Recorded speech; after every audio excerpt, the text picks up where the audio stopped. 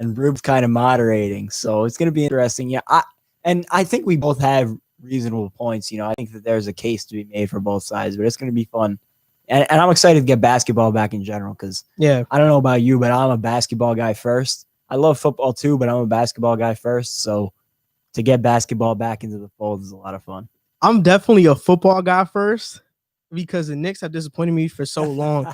So I just kind of got out of basketball, but we're going to go on to our first topic of the day, which is the first overall pick, Anthony Edwards.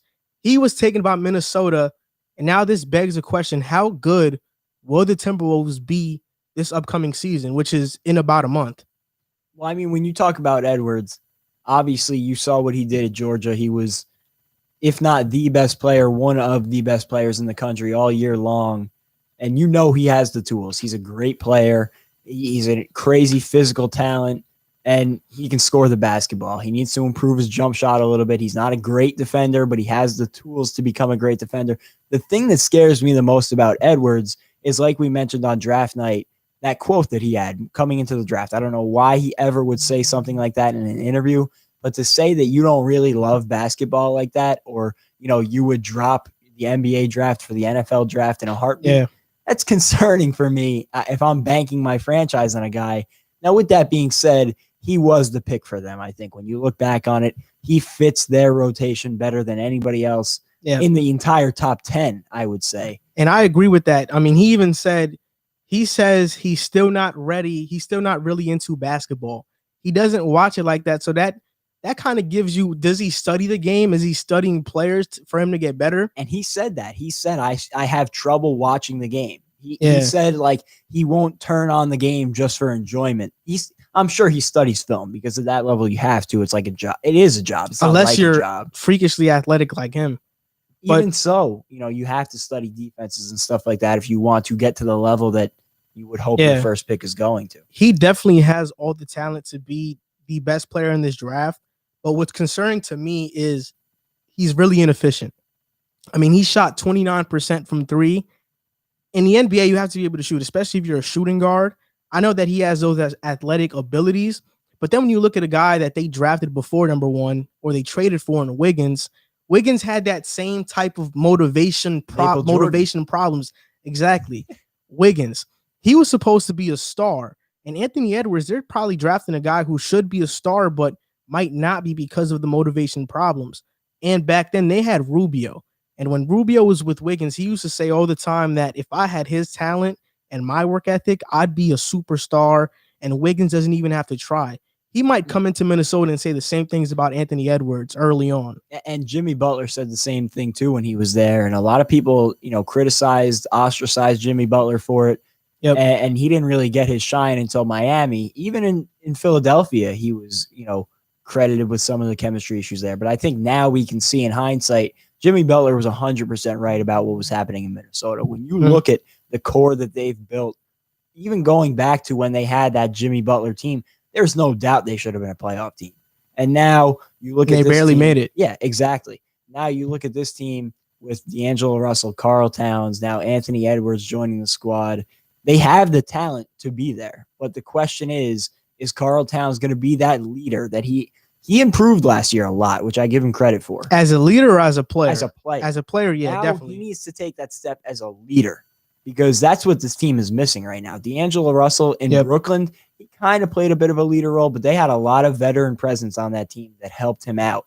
And going back to the start of his career in Los Angeles, he was always questioned as a teammate. I love D'Angelo Russell, but the leadership role should not be on his shoulders. And then you're relying on a guy in Anthony Edwards to come in and play a big role. So the big concern for me would be leadership. Who is taking charge on this team? And are they still that lethargic, lazy team that Jimmy Butler, exposed when he was there? Or have they taken steps to improve that? I think getting rid of Wiggins was a step in the right direction, but they need somebody to step up and be that guy.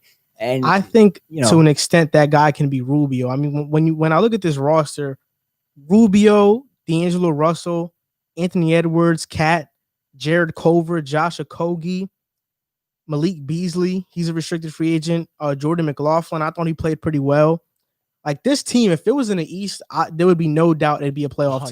team. But because it's in the West, they're not going to take a spot away from the Lakers or the Clippers. If the Blazers are healthy, they're not going to take their spot.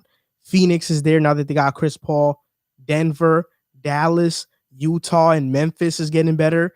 So who are they going to take? I just don't see them making the playoffs in the Western Conference unless Anthony Edwards is actually that star that people are projecting him to be. If he's just okay his rookie season, like 15 to 18 points per game, I don't think they make the playoffs. Yeah, and one of the biggest points you made was the Western Conference. I feel like we have this conversation all the time. You look at, first of all 8 of those playoff teams in the Western Conference should be playoff teams again on paper. And then you look at it, Memphis with John Morant, Jaren Jackson growing another year, and their nice core, they have the potential to be a playoff team. Phoenix just brought in Chris Paul to pair alongside Devin Booker and DeAndre Ayton, who missed 20 games last year to a suspension, or they would have been a playoff team. The Spurs retooling Greg Popovich. You can never count him out. The Kings added Halliburton. They're bringing back De'Aaron Fox. The Pelicans are there too. Like the Pelicans with a full year of Zion, knock on wood. And that other young core they have, Brandon Ingram another year, Lonzo Ball another year. So it's like all of those teams are ahead of them. And they got Bledsoe and Hill. They traded for them too. Yeah, and even the Warriors, without Klay, Steph Curry healthy for a year, James Wiseman and those other young pieces. Oubre, Wiggins. Oubre, who they just traded for. Wiggins is back another year. So I just don't see, like, where do they move up at all? So I think they're taking steps in the right direction, but I just question what is their ceiling in a Western Conference like that. There's not one bad team in the Western Conference. I mean, when your best 2 players are D'Angelo Russell and Karl Anthony Towns, I think Karl Anthony Towns can be the best player or the second best player on the team, but D'Lo is kind of a question mark there because he's not a true point guard. He's more of a 2, and Rubio being there helps out, but I just feel like there's a ceiling to this team, and I don't know if that ceiling is a high seed in the West, and I think it may be just barely cracking the 8 seed in the West. Yeah, and a bad thing for them. A good thing that I've said for the league is it's kind of gotten away from super teams, but now it's turning into these super duos. You go, every roster in the league has 2 star to superstar talents. Yep. And the Timberwolves, while they have D'Lo and Karl Anthony Towns, that might be a bottom 5 or 10 duo in the entire league. And that says a lot about where the league is at.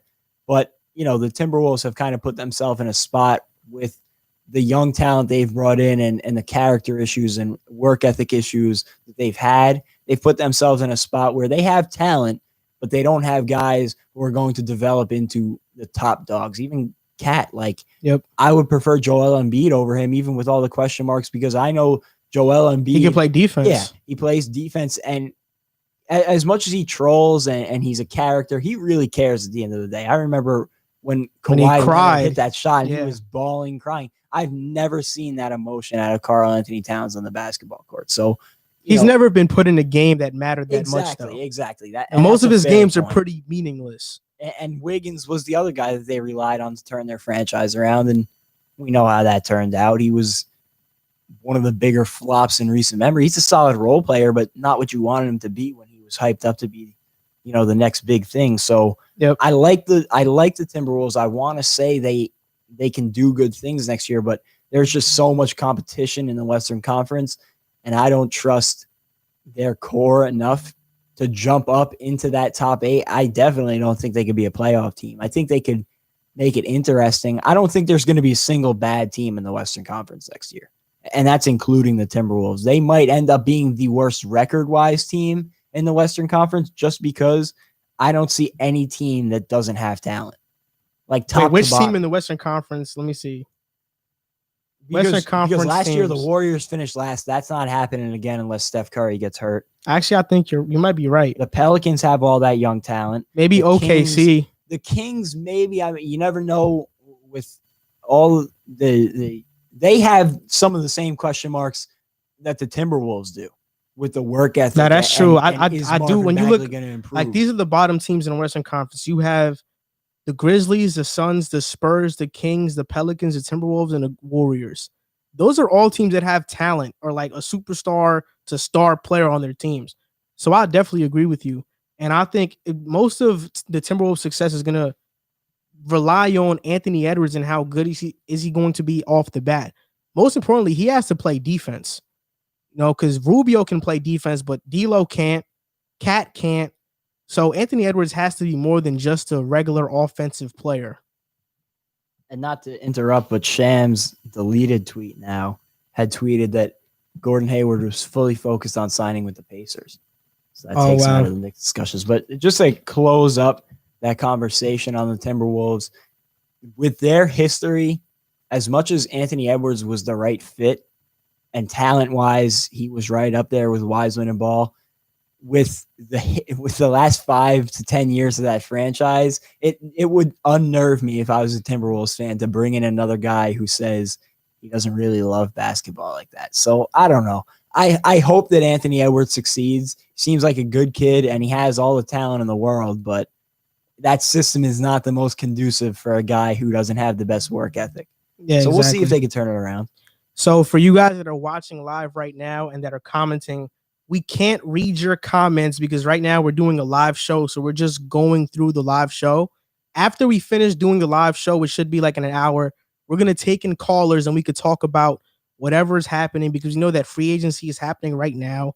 So yeah.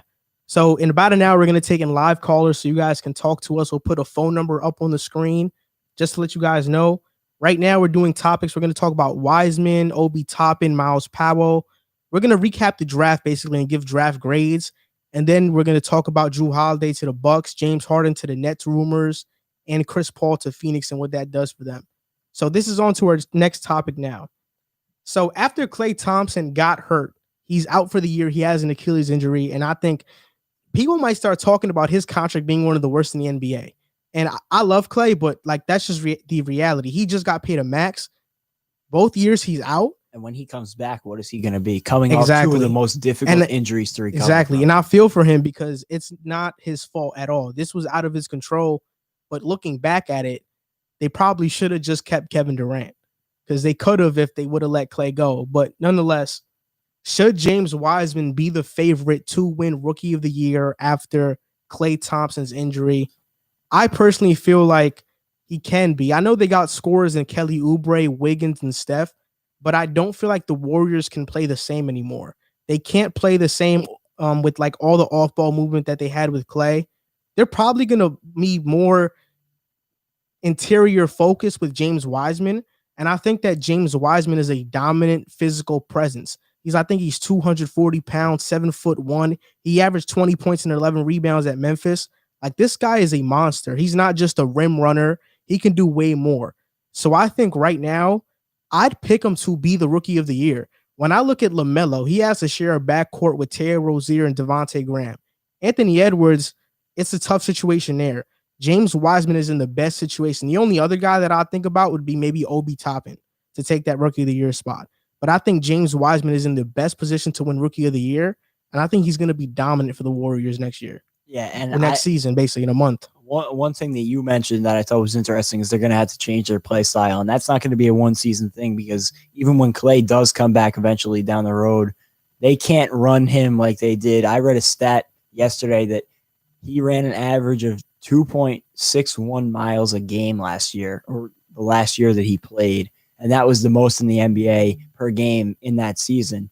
You can't do that to a guy coming off a torn ACL and a torn Achilles. It's just not possible. So whatever they're going to do this year is what they're going to have to do moving forward. And I think that one of the best things for Wiseman is you look at one of the things they used to do outside of off-ball movement was the small ball death lineup, and they would just pick and roll the defense to death.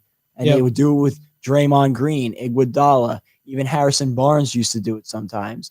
And James Wiseman is a better shooter, in my opinion, than Draymond Green. He's right up there with Barnes and Iguodala, which is crazy to say because he's 7'1", but he can shoot it. So that pick and roll or pick and pop combo with him and Curry is going to be deadly. And with the loss of Klay, something that they weren't prepared for, the Warriors, and now they're going to have to, very quickly try and pick up the pieces. He's probably going to have to take a role, unless the Warriors pull some miracle case, which I would find it very hard to imagine because big moves in free agency, while we might not realize it, take months of preparation. They don't happen on the drop of a dime.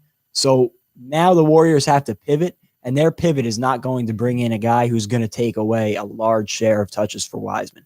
So he's going to have to come in and carry a much bigger load than they originally planned for him to.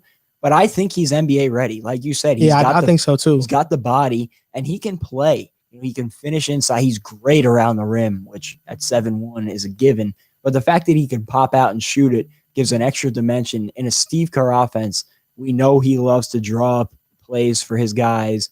And I'm really excited to see what he's going to do with James Wiseman. I think that gives him an edge in the Rookie of the Year department because the situation that he's coming into will allow him to play on at least a decent team. We don't know what the Warriors are going to be, but I definitely don't think they're going to be the worst team in the league again. He'll be playing with Steph. If Curry's healthy, no. Exactly. He'll be playing with Steph, so he'll get that recognition one way or another. And he'll also get enough of the shots because without Klay, he's going to be the second option on that team.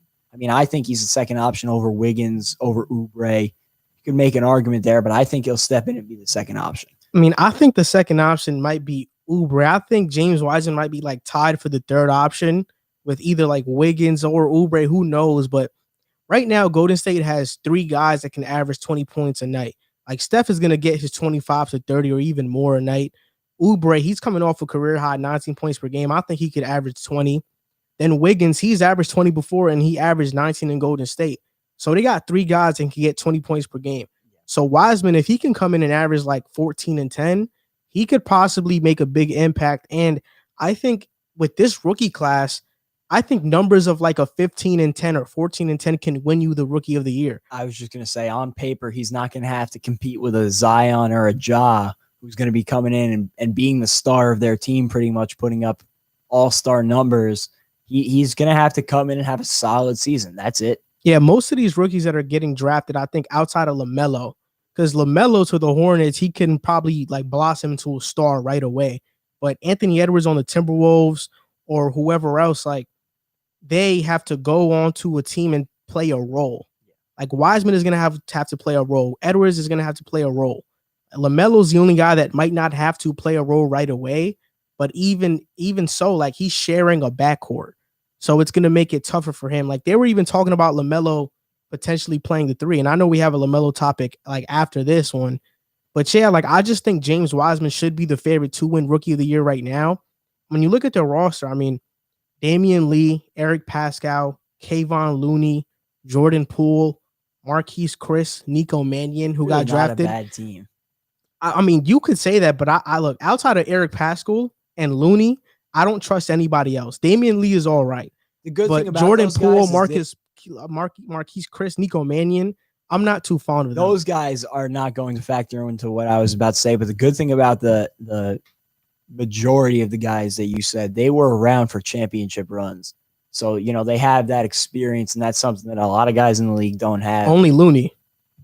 Jordan Poole wasn't. Damian Lee was there for. I'm pretty sure last year against the Raptors. I'm pretty sure. I have to check because I don't think that they were around for the full run, but I'm pretty sure Lee was there for the Raptors run. Well, either way, bringing Wiseman, and I think one of the bigger concerns of bringing any rookie in. I mean, Damian Lee has no playoff stats, so he didn't play a minute in the playoffs.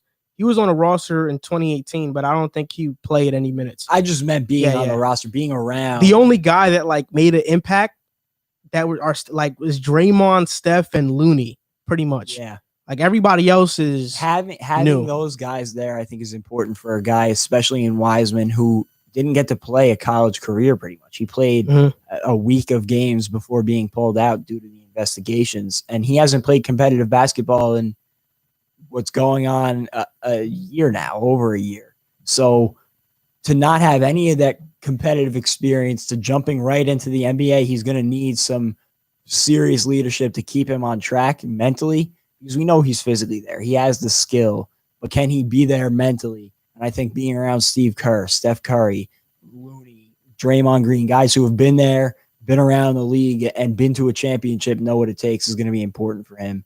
And just to segue a little bit, I think one of the biggest threats to him would be if the Hornets trade Terry Rozier, because I heard his name coming up in talks with the Clippers, especially.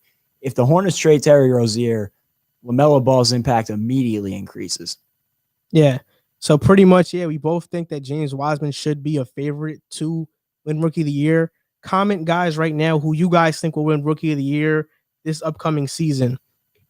So our next topic is LaMelo Ball to Charlotte. He was taken with the 3rd overall pick. And simple question, was this the right pick for the Hornets to make? I think that it was definitely the right pick to make, especially for Charlotte, a team who is looking for that superstar that they've lacked. You know, they kind of had it in Kemba Walker, if you want to say he was a superstar. Yeah, like a star player. Relatively to Charlotte, but he wasn't a superstar. And I think LaMelo has that it factor that you need to be a superstar in the NBA. He's been in the spotlight his entire life pretty much, and I think it helped him a lot going overseas and kind of being humbled a little bit because he still has that cockiness to him, but I think now he realizes that he's not the greatest player on earth, which I feel like he kind of had that at Chino Hills the last year that he was there. He had too much cockiness. And I think that confidence is good to an extent, but it was going a little too far. And then when he went overseas, he really matured as a player. And I know a couple of players over there that had formerly played in the NBA said that he was the best passer they ever played with. So, you know, like he can play ball. And he showed it as a freshman playing on one of the biggest high schools in California with his 2 brothers, helping lead them to a state championship. At the Spire Academy, he put up ridiculous numbers. Overseas, he didn't play great, but considering he was 18 years old in a professional basketball league, put up solid numbers. So he can flat out play. And I think one of the bigger concerns with him is his dad going to step out of the way? You saw what happened to Lonzo when he was in Los Angeles. His dad was like a cancerous leech. And then when he took a step back in New Orleans, I feel like we've seen Lonzo grow year after year. So if LaMelo can go to Charlotte, be his own person and keep that confidence but not cockiness, I think he'll be a superstar. I mean, I think great players have to have a sense of cockiness to them. I think every great player had that. Not to, sound cliche, but Kobe Bryant. Like, he was extremely cocky in himself. Rest in peace him, but he was extremely cocky. I think great players have to have that. I don't think that he lost it when he went overseas because, he still put up 17, 8, and 8. He did it pretty inefficiently, but he still did it against professionals. Yeah. But he's 6'7". The only concern I have about him is not about LeVar, is not about his inefficiency. It's more about the history behind 6'7" point guards. They usually don't pan out. Like, we've had Sean Livingston, Lonzo Ball is a recent case, even though I think LaMelo is better than Lonzo. If LaMelo can develop Lonzo's defense, I think he'll be a superstar, no doubt about it, because I think LaMelo's offensive game is really, really good. But when you look at the Hornets, I think something that gets overrated, like back to the question, it was the right pick, mostly because Wiseman wasn't there. If Wiseman was there, it'd be a tougher pick to make. But since it was LaMelo, only LaMelo, the guys that he was drafted over were who? Like Onyeka Okongwu, Isaac Okoro, Patrick Williams, Obi Toppin. Like, if you're talking about guys like this, yeah, LaMelo's a no-brainer. We talked about it in the draft recap live show that LaMelo Ball is like a consensus top 3 pick. As much as it wasn't a sure thing this year as it was last year, you kind of knew. Like, we didn't know the order this year, but we knew that the top 3 were going to be Wiseman, Edwards, and LaMelo. And when you look at the Hornets, like, Mitch Kupchak is their GM now. He was a Lakers GM from 2000 to 2016 or 2017. He's been with the Hornets since the start of 2017. And since then, he's drafted Shai Gilgeous-Alexander, but he traded him for Miles Bridges, which in hindsight was a bad trade, but Bridges is not a bad player. He hasn't been bad. He's grown a lot. Then he drafted PJ Washington, Cody Martin, and Jalen McDaniels, and I don't think that's a bad draft class. He found Devontae Graham. He signed Tony Parker, and he traded away Timothy Mozgov for Bismack Biyombo. So in his short stint, like 2.5 years as a GM, he's gotten Graham, Rozier, Bridges, Malik Monk is there, PJ Washington, and now LaMelo. Like, he's built their core since he's got there in under 3 years. Yeah, and it's tough to work with what he came into. Exactly. Nicholas Batum had a max contract. Cody Zeller was making a ton of money. They had awful contracts. And now there's a place for them to improve and grow. We can talk about Terry Rozier's contract being awful. Certainly when they first gave it to him, it looked like a horrible contract, but he proved everybody wrong. He proved that he wasn't just a role player and he was actually a starter. I mean, Terry Rozier had a career year last year. Yeah, I'm not that high on Terry Rozier. I think that those stats were kind of empty, being that he was with Charlotte, and there wasn't many other guys taking the load from him. Devontae Graham, you could say, but if they were close to a playoff team, I would have been more impressed. I think that if they can get rid of Terry Rozier, they should, because they have Devontae Graham, and personally, I want LaMelo to come in and assume that role that Ja Morant did last year with Memphis, where he's going to have the ball in his hands, and you're going to see very early on if he's going to develop quickly or not. But I think it was obviously the right pick. I think they still have a lot of work to do. Yeah. I think they're going to improve this year, certainly from last year, just because that young talent, like you mentioned, Bridges, PJ Washington, and hopefully LaMelo is going to develop over the course of the season. I don't think they're at that playoff level yet, because even though the East is weaker, it really depends on how good LaMelo is off the bat. If he can come in and be like a Zion or Ja, like we said for Anthony Edwards, it changes everything. But I don't think that any of those three guys are going to be at that level. I think LaMelo has the best chance, though. Like, I know I've said Wiseman in terms of like rookie of the year, but just in terms of talent and potential, I think LaMelo might be the top guy. Like 6'7", he's the height of a wing, handle of a guard. Yeah, I just sneezed. But yeah, like, he can do everything. I love LaMelo. Bro, that sneeze was coming in crazy. But yeah, I mean, Mitch Kupchak even said like they draft on talent and not positional need, which kind of hints that if Wiseman was there, they probably would have still took LaMelo. Yeah. And I think that LaMelo fits. I think as much as they have Rozier and Devontae Graham, like I said, to me, LaMelo has that biggest superstar it factor, and that's what they needed most in Charlotte, because you're not going to get a free agent. I was just going to get exactly. I was just going to say you don't get people without superstars or a big market or an incredibly good culture and some luck. And I think that LaMelo can be that guy who will come in and become your superstar, and he's an attraction. And people have been watching this kid since he was 15 years old. He's a household name coming into the league. So if he can develop to even be like half the talent that we think he's going to be, he'll attract some eyes, and people are going to start giving a look at Charlotte when this young talent develops this season. I like what they're doing, especially considering the situation that they were put in over the past few years. They've done a great job. I think that Kemba Walker leaving was the best possible thing that could have ever happened to them, because they were going to have to pay him a supermax. Exactly. And they would have never been able to develop beyond, where what they were. Yeah, exactly. So it was the best thing for both of them. And I think that now LaMelo can come in and be your future, and you got to build around him. It's going to be, this is the next step in the rebuild. And I'll compare it to Sean Marks, because I'm a Net fan. So I watched that rebuild in person. He brought in D'Angelo Russell. He built that young core and created a culture, made them a playoff team. And D'Angelo Russell was the guy at the center. And sometimes you got to be able to take that next step. For the Nets, it came really quickly, and they had to sacrifice D'Angelo Russell to get Kyrie and Kevin Durant.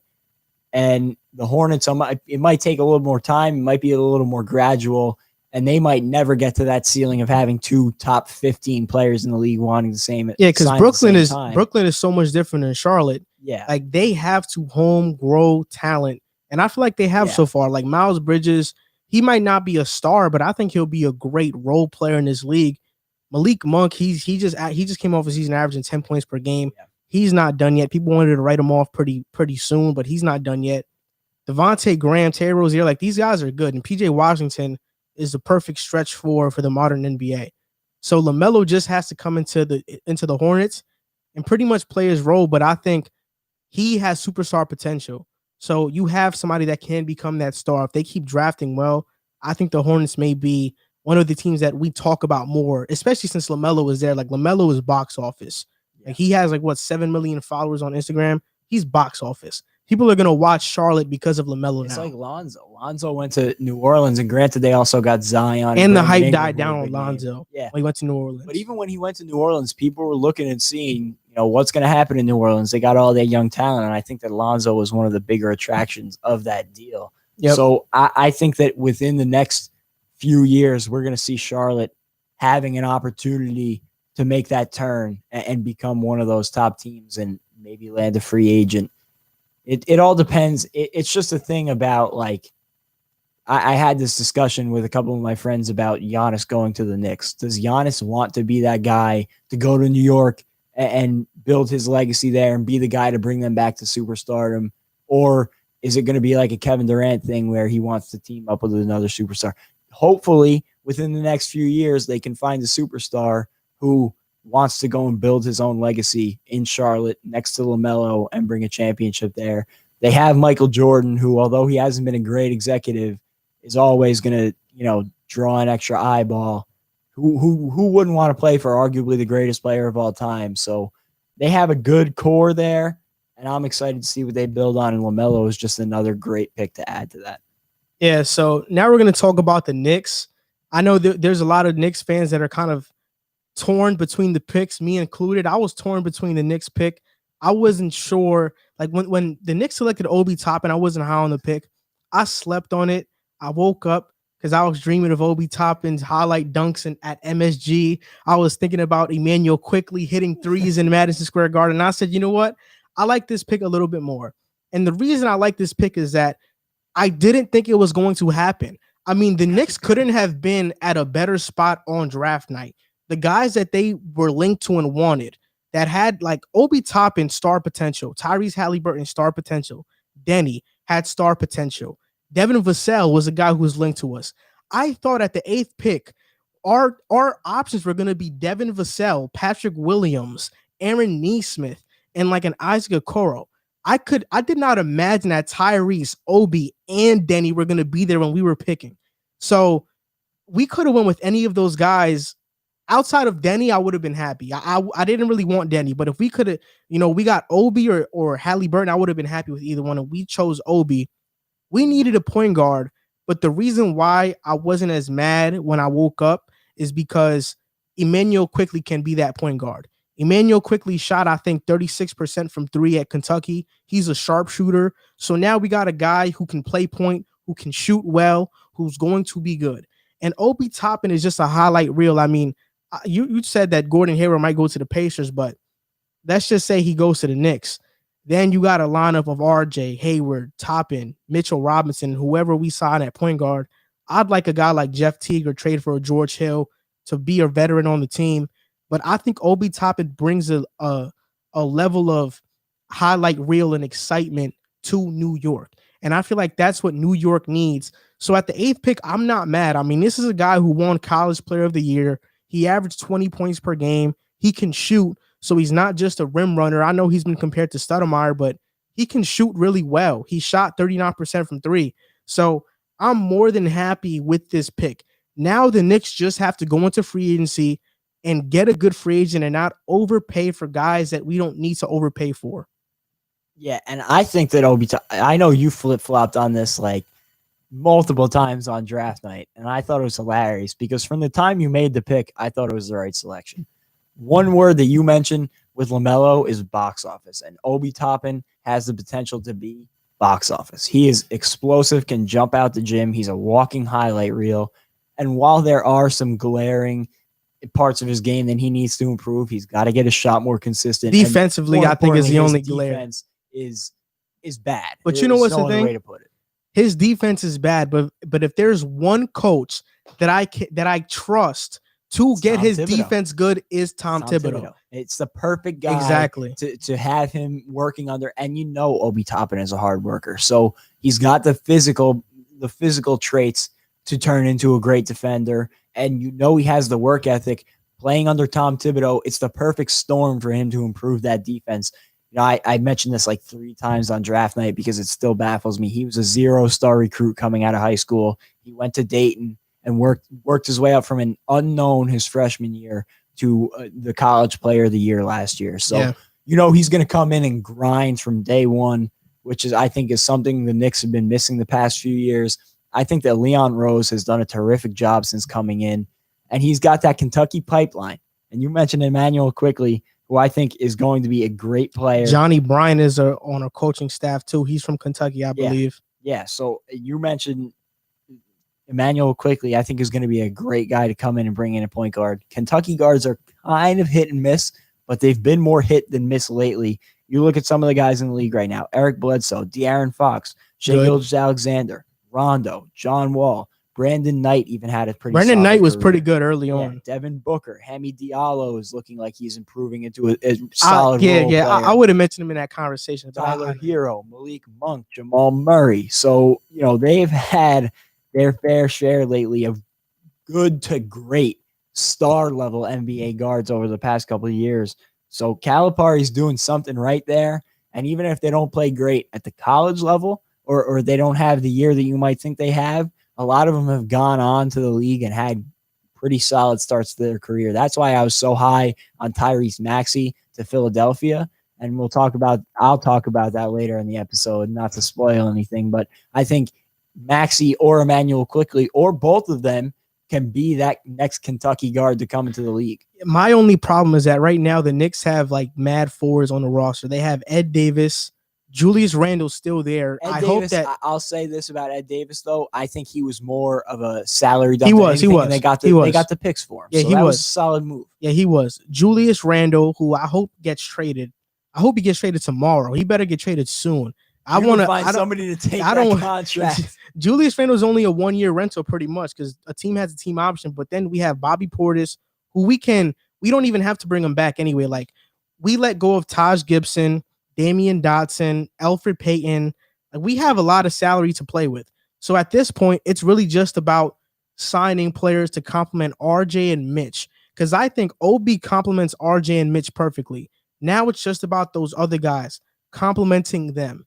And then something that I was thinking about was usually teams and usually the Knicks in recent history, they've always went with positional fit, right? I think this year was different. They went with the best player available. Obi Toppin was the best player available at number 8, and they went with him. I would have liked Tyrese Haliburton because we need a point guard, but I like that we went with the best player, and that was Obi Toppin. People were talking about him going as high as 3, even number 1. Some people were having him at number 1. So, like, to get a guy like that at 8, that doesn't happen for the Knicks too often. Yeah, and it doesn't at all. It never happens. Exactly. Outside of the year that we drafted Kevin Knox, Michael Porter Jr. fell to us, but we didn't draft him. I remember that. But he had big injury concerns that year, too. Yeah, we should have still drafted Toppin, like, there's no way, in my opinion, he should have fell to 8 just because of his potential. And I know the Knicks have had some trouble developing players the past few years, but I think that with this new regime coming in, they could flip it around, and they have a solid core. If Toppin was off the board, Haliburton would have definitely been the pick for you guys, in my opinion. But when a talent drops like that, you can't pass up on him. And the Knicks needed young talent, and they got that. Right now, you're looking at RJ Barrett, Obi Toppin, and Mitchell Robinson can be your 3 guys to build around for the future. And still, that's good. As corny as it is to say, and it's something that I've kind of doubted the past few years, they play in the Mecca. They play in the Garden. And as much as you need to put players on the court to supplement that, guys aren't usually going to just come to play in New York for the Garden. Now they're starting to build some young core, something to be, interested something to be excited about. Yeah, something to be excited about. And they have the Mecca. Come play in the Mecca. Be the guy to bring a championship home for the first time since, we weren't even a thought.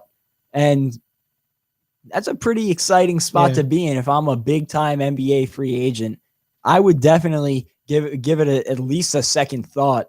And you're coming up on a couple free agency classes now where there's going to be stars available, and this could be the turnaround next year. It all depends on what is Tom Thibodeau going to do? Is he going to develop that young talent? Yeah, because coaching has been one of your biggest problems over the past few years. I just think it all depends on who we get at point guard. Yeah, I like Frank Ntilikina off the bench. Yeah, not starting. Not starting. Point guard off the bench. Ntilikina off the bench is fine. Not to start. We need a starter. And I don't, is that Fred VanVleet? Is that Jeff Teague, George Hill, or Rondo maybe? I don't know. But we need a starting point guard that is a true point guard that can help all of these young guys be better on the floor. That's pretty much it. But the Knicks, so, back to it, I just think Obi Toppin was the right pick. Guys that are watching now, if you think he was the right pick, comment down yes or no. Now we're going to go on to the next topic, where it's back to the Knicks again. The Knicks signed Myles Powell. And what I was when I was thinking about him going undrafted, I just thought to myself, damn, if he goes undrafted, how disheartening is it for college players that think they have a little bit of a shot at the NBA? I mean, Myles Powell was an elite college player. He was the Jerry West Award winner, best shooting guard in the country, Big East Player of the Year, first team All-American, first team All Big East, beat a bunch of ranked teams. If you're a guy that's in college and you even have a glimmer of hope that you can make it to the NBA, Myles Powell going undrafted just shattered your heart. Because a guy like that to go undrafted is pretty crazy. I was going to say, if you want to list all of his accomplishments in college, that could be the whole podcast, is listing everything that he achieved at Seton Hall, because he had a career that not many college players ever have. He's arguably either 1 or 2 in Seton Hall history, depending on who you ask, because Terry DeHeer also had a great career there. Me and my dad had that argument a couple times. I think it's Powell for sure, but, you know, it's sad what the NBA has done the past few years, because I get it. You want to bring young guys in and have them in your building as soon as possible. But when you look at some of the best young talents in the league the past few years, look at a guy like Jason Tatum, who was a budding superstar. When he was drafted, he was considered that.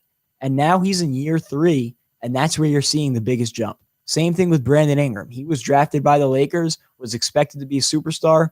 3 years later, we're looking at him as an all-star level talent. So as much as you want to get these young guys in your building as soon as possible, what's the difference between having them there or drafting a guy who's been in college the past 4 years and can come in and have that experience and leadership that a guy like Brandon Ingram or Jason Tatum won't really get the same experience at the NBA level? Like I see both sides of it. But yeah, like Myles Powell to me can be a guy that in 4 years we see him winning a 6th Man of the Year. Yeah. Like I think he's that good. It should not be a death sentence to college basketball players to go to school for 4 years. I think it's really disheartening, like you mentioned, to see something like that happening, not only to him, to a guy like Marcus Howard as well, who had a great career. Marcus Howard, I get it a little bit because he's a little bit undersized and scrawny for his position. Like Myles Powell, he has muscle to him. So that I don't get more. But you look at these players that were drafted above Powell. Cassius Winston, I loved him in college, but he was not better than Powell. Nico Mannion, the Warriors drafted him based off potential, but he's not better than Powell. If we're talking right now, 100%. He's not better than Powell. And the only reason he got drafted where he did is because potential. He's so young and he has the potential. Exactly. Then Jay Scrubb, who is a JUCO player. I mean, you're going to draft a JUCO player over a Big East Player of the Year? Like, no disrespect to Jay Scrubb. He might turn out good, but he was in JUCO. I mean, come on. He's in JUCO. The Big East was, at least it's ridiculous, for me, the best conference in college basketball last year. And nobody can tell me otherwise, because there was, you could argue, 1 or 2 teams that were pretty easy, weren't even easy victories. You could argue there were 1 or 2 not great teams, but every night in the Big East, you were facing a competition. You were never walking over a team in the Big East. And every night, Powell was coming out being double teamed, and he still put up, on less efficiency, great numbers. So now if you could get him into an NBA system, we were talking about it on draft night, I totally think that he could step into a Lou Williams type role and maybe never get to that level, but he could get you at least 10 points off the bench if you give him the shots. And I just think it's really sad, the state of the NBA right now, that a 4-year guy, no matter what you do, will not get drafted. And I get he's a little bit undersized at any position. He's not a great defender, but he wasn't any slouch defensively. Like, he could hold his own against some great guards in the Big East. So I just don't get it. I think he's never going to be a star. He's not going to be a superstar in the league, but I definitely think that he can provide solid minutes, especially to a team like the Knicks, who, like you mentioned, have a hole at point guard right now. Yeah. They could use a scoring guard. I was going to talk about that right now. We talked about Powell and his accomplishments and players that were drafted over him that shouldn't have been. But now let's talk about his fit with the Knicks. How do you think he's going to fit with the Knicks? I know there's a hole at point guard, but I don't see Myles Powell as a point guard. He's a shooting guard. He's an undersized shooting guard. He's a Lou Williams. That's like, I'm not saying he'll be as good as Lou Will, but that's just his ceiling to me. He's Lou Will. we don't have a backup shooting guard right now. The Knicks don't. It's RJ Barrett. Damian Dotson is out. Frank Ntilikina is the backup. I mean, our guards are DSJ, Quickly, Frank Ntilikina, and then RJ, but we don't have any backup shooting guard. So I think Myles Powell in New York is the best fit because he can get minutes right away. And he can make an impact similar to what Alonzo Trier made his rookie year, where they called him ISO Zoe. Because he was amazing off the ISO. And even that Alonzo Trier comparison, as much as I like it on the court, I hate that comparison for Myles Powell because the only reason that Alonzo Trier is not on an NBA roster right now or no longer with the Knicks is because he was, by all accounts, a cancer in the locker room. And he didn't pass. Yeah, exactly. Didn't play defense, yeah. Myles Powell is not that. He's a great teammate by all accounts from all the Seton Hall guys. He's a hard worker. If you've never read Mike or Myles Powell's story, I would recommend you read about it because he has an incredible story. Coming from South Kent into college at Seton Hall, they used to call him Cheese. They wouldn't call him Cheese until he lost weight because he was so big. He was so overweight that until he cut down weight, they wouldn't stop calling him Cheese. And he worked his way all the way up. His freshman year, he made an impact. Sophomore year, he slotted into the starting lineup. Junior year, he became one of the best guards in the country. And senior year, he was the Big East Player of the Year. So just like I said about Obi Toppin, he's going to come in hungry and work hard from day one. He's a good teammate. He can play his role.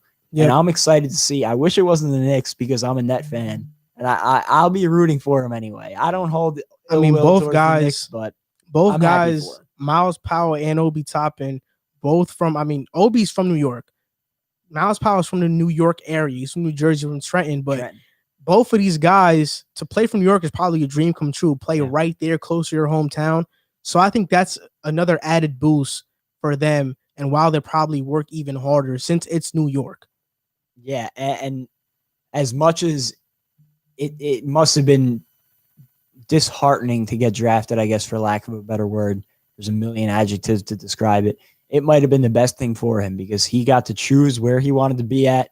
He ends up at home in New York, close to his family. It'll be an easy transition with Obi Toppin, who they've been friends since college, since when they were younger, and I know they've been working out leading up to the draft process. So I think it's a good spot for him, and I hope he gets a shot because I know he has the talent to play at the NBA level. His offensive game, a lot of people just thought he was a shooter.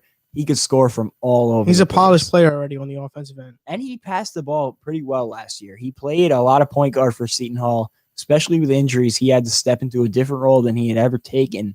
And he did a good job distributing, playmaking. So, he definitely expanded his versatility last year. And I think he's ready for the NBA. Okay, so now we're going to get into our next topic. So our next three topics are going to be the winners of the 2020 NBA draft, then the losers. Then we're going to give our draft grades for each lottery team and each lottery pick. So the first topic is, who to you was the winner of the 2020 NBA draft? I have a feeling of who you're going to say right now. Well, you know who I'm going to say because I kind of hinted at it before, but I kind of went a little more unconventional here. And I'm saying Philadelphia 76ers, not a lottery team, but I think they did some really nice things in the whole draft process. And I'm grading them not only on their picks, but the moves that they made. They got off Al Horford's contract, which I thought was great. Yep. They traded Josh Richardson, who I didn't think was a great fit for that lineup. They brought in Danny Green, who, although I don't love Danny Green and them giving up a pick for him, he'll come in, be the shooter that they needed. He's another great defender. And they got Seth Curry, too, around the draft. I love Seth Curry. And I think I love Seth Curry. You look at what Shake Milton did for them last year, and I think that Seth Curry is a better Shake Milton. I think he'll come in, provide a nice offensive boost for them that they've been lacking because they don't really have that scorer. And Tyrese Maxey, I thought, was a great pick for them. And I mentioned Kentucky guards. I love Kentucky guards. I think Coach Calipari does a great job. And I think he's going into the perfect system where he doesn't have to worry about taking too much of the load. They have Ben Simmons there who can take a lot of the point guard duties, and he can take his time to grow. I think it's a great situation. And to me, getting the money off was huge because that opens up. One of the biggest things for them was they were in cap hell. Yep. So I don't know what comes next for them. I don't know. I think they're still in cap hell. They're still in cap hell, but they're headed in the right direction, at least cap-wise. They still have Tobias Harris's contract, which was, in hindsight, a huge mistake. And they have Embiid and Simmons, which those are two guys that you have to pay. You can't not pay them. They're stars, borderline superstars. And, who knows? They've been linked with James Harden. I know he has his heart set on Brooklyn, but Daryl Morey there, you never know. I got some pieces to trade for him. I like the moves they made, and I think they put themselves in a good position. I was high on them last year heading into the bubble, and they dealt with some injuries and, of course, didn't live up to that. But, between Simmons, Embiid, and now bringing in Maxey, Danny Green, Seth Curry, even a guy like Matisse Thybulle coming back another year, Shake Milton, they have a bunch of nice pieces. I am interested to see what they turn into this year. I think that they are one of the higher ceiling teams in the Eastern Conference if they're all playing at their peak. But that's the question is, are they going to play at their peak? I had Philly written down. I had 3 teams written down. Philly was one of them. Another team I had was Boston when they drafted Aaron Nesmith and Peyton Pritchard. I think their bench is going to be so much better. But then I was thinking about it, and I said, no, I'm going to name a team that I felt like got their future in the 2020 NBA draft. And I think that team was the Detroit Pistons. You draft Killian Hayes. You drafted Isaiah Stewart. They got Saddiq Bey, too. They drafted Saddiq Bey. I love Saddiq Bey. So I think Saddiq Bey is a starting small forward in the NBA, and I think Killian Hayes can be a star in the NBA. So they potentially got 2 of their 5 starting lineup right there in Killian Hayes and Saddiq Bey. So that's why I feel like their draft was the best. I mean, right now, Detroit is kind of in a funk because, they just traded Luke Kennard, Bruce Brown to the Nets. Blake Griffin, you're still stuck with his contract. Christian Wood, you don't know if they're going to bring him back. So who does Detroit have? At point guard, they still have Derrick Rose. They're probably going to trade him this upcoming year. They've been shopping him since last season. Exactly. So you needed a future point guard. Tyrese Halliburton or Killian Hayes would have been the pick. You got Killian Hayes. You needed a small forward because I think the small forward is Sekou Doumbouya, I think. And no disrespect to him, but I don't think he's Saddiq Bey. So then you get Saddiq Bey and Isaiah Stewart, who I'm not high on him. He's more of like a high motor player, come off the bench type of guy. But now you're looking at Detroit with Dwayne Casey. He's going to love these guys. Killian Hayes, Blake Griffin, Saddiq Bey, Christian Wood if he comes back. And then Derrick Rose. I don't think that's a bad team at all. But most importantly, you secured your future. I think Killian Hayes, he's a lefty. He's super smooth. He can drive to the basket. He didn't shoot the best percentage-wise from the 3 in France, but he has a nice stroke. And he can shoot well if he's given the opportunity to shoot well. I think he's just going to improve on his jump shot. So Killian Hayes is a sleeper for me in the draft in general. And I think the Detroit, they're heading in the right direction now that they got 3 guys who can be the cornerstone of their franchise moving forward. Yeah, and one team that you mentioned, Boston, I also had written down as an honorable mention. I think they filled out their bench with 2 guys. Exactly. In Nesmith and Pritchard. And Nesmith is going to come in. He was one of the best shooters in the draft. He's going to be a good 3-and-D guy, which they needed one of those. And if they would have kept Desmond Bane, yeah, that would have been the best draft to me, hands down. And Peyton Pritchard is a guy who I loved at Oregon. I said it on draft night, as cliche it is. He's a winner. He's a big shot taker. And, he's another one of those guys that, like Myles Powell, showed in college. He's got the chops to come in and be that hard worker, that good teammate. And I think he'll be a perfect fit there in Boston alongside, the group that they have, Marcus Smart, Jaylen Brown, those tough, nitty-gritty guys. So I think they did really good. And the Kings, I also wanted to give a shout out to. Yeah, because Tyrese Halliburton, really well. So, guys, comment down who you think won the 2020 NBA draft. Which team you think won? Now, our next topic: the losers of the 2020 NBA draft. I'll go first, and I have 2. I changed my mind on one of them. This was an obvious one for me. My one was the Hawks drafting Onyeka Okongwu. I might have pronounced his last name wrong, but you already have Clint Capella. You drafted a Clint Capella clone. I felt like they could have gone a different direction. If they would have traded back, got more picks, and drafted a Devin Vassell, I would have thought that would have been perfect. You get a defensive wing, but, with John Collins and Clint Capella, Onyeka probably comes off your bench, but I think there's a chance he may get buried in that rotation. So I don't like that move for the Hawks or for him. I'd much rather have seen them draft Halliburton and be another guard to take the pressure off of Trae Young. And he can also play defense. Tyrese has a long wingspan. He's 6'5". He can play defense too. I'd much rather see them go in that direction. The other guy I have is the Pelicans lost the draft. You draft Kira Lewis Jr. I was high on Kira Lewis Jr. and I'm not mad that he went that high. But for the Pelicans who have George Hill, who have Eric Bledsoe, who have Lonzo Ball, who have JJ Redick, there was no need to get a point guard when you have a point guard in the future. I believe in Lonzo Ball. I don't think Lonzo is going to be a superstar, but he's going to be a great floor general point guard for that team. Bledsoe's there. George Hill is there. I just thought Kira Lewis, he's a guy that's literally going to get buried in that rotation. And he could have gone somewhere else. I would have liked him in Phoenix. I was going to have Phoenix on here, but I looked at some Jalen Smith tape, and I'm not as mad at the pick as I once was.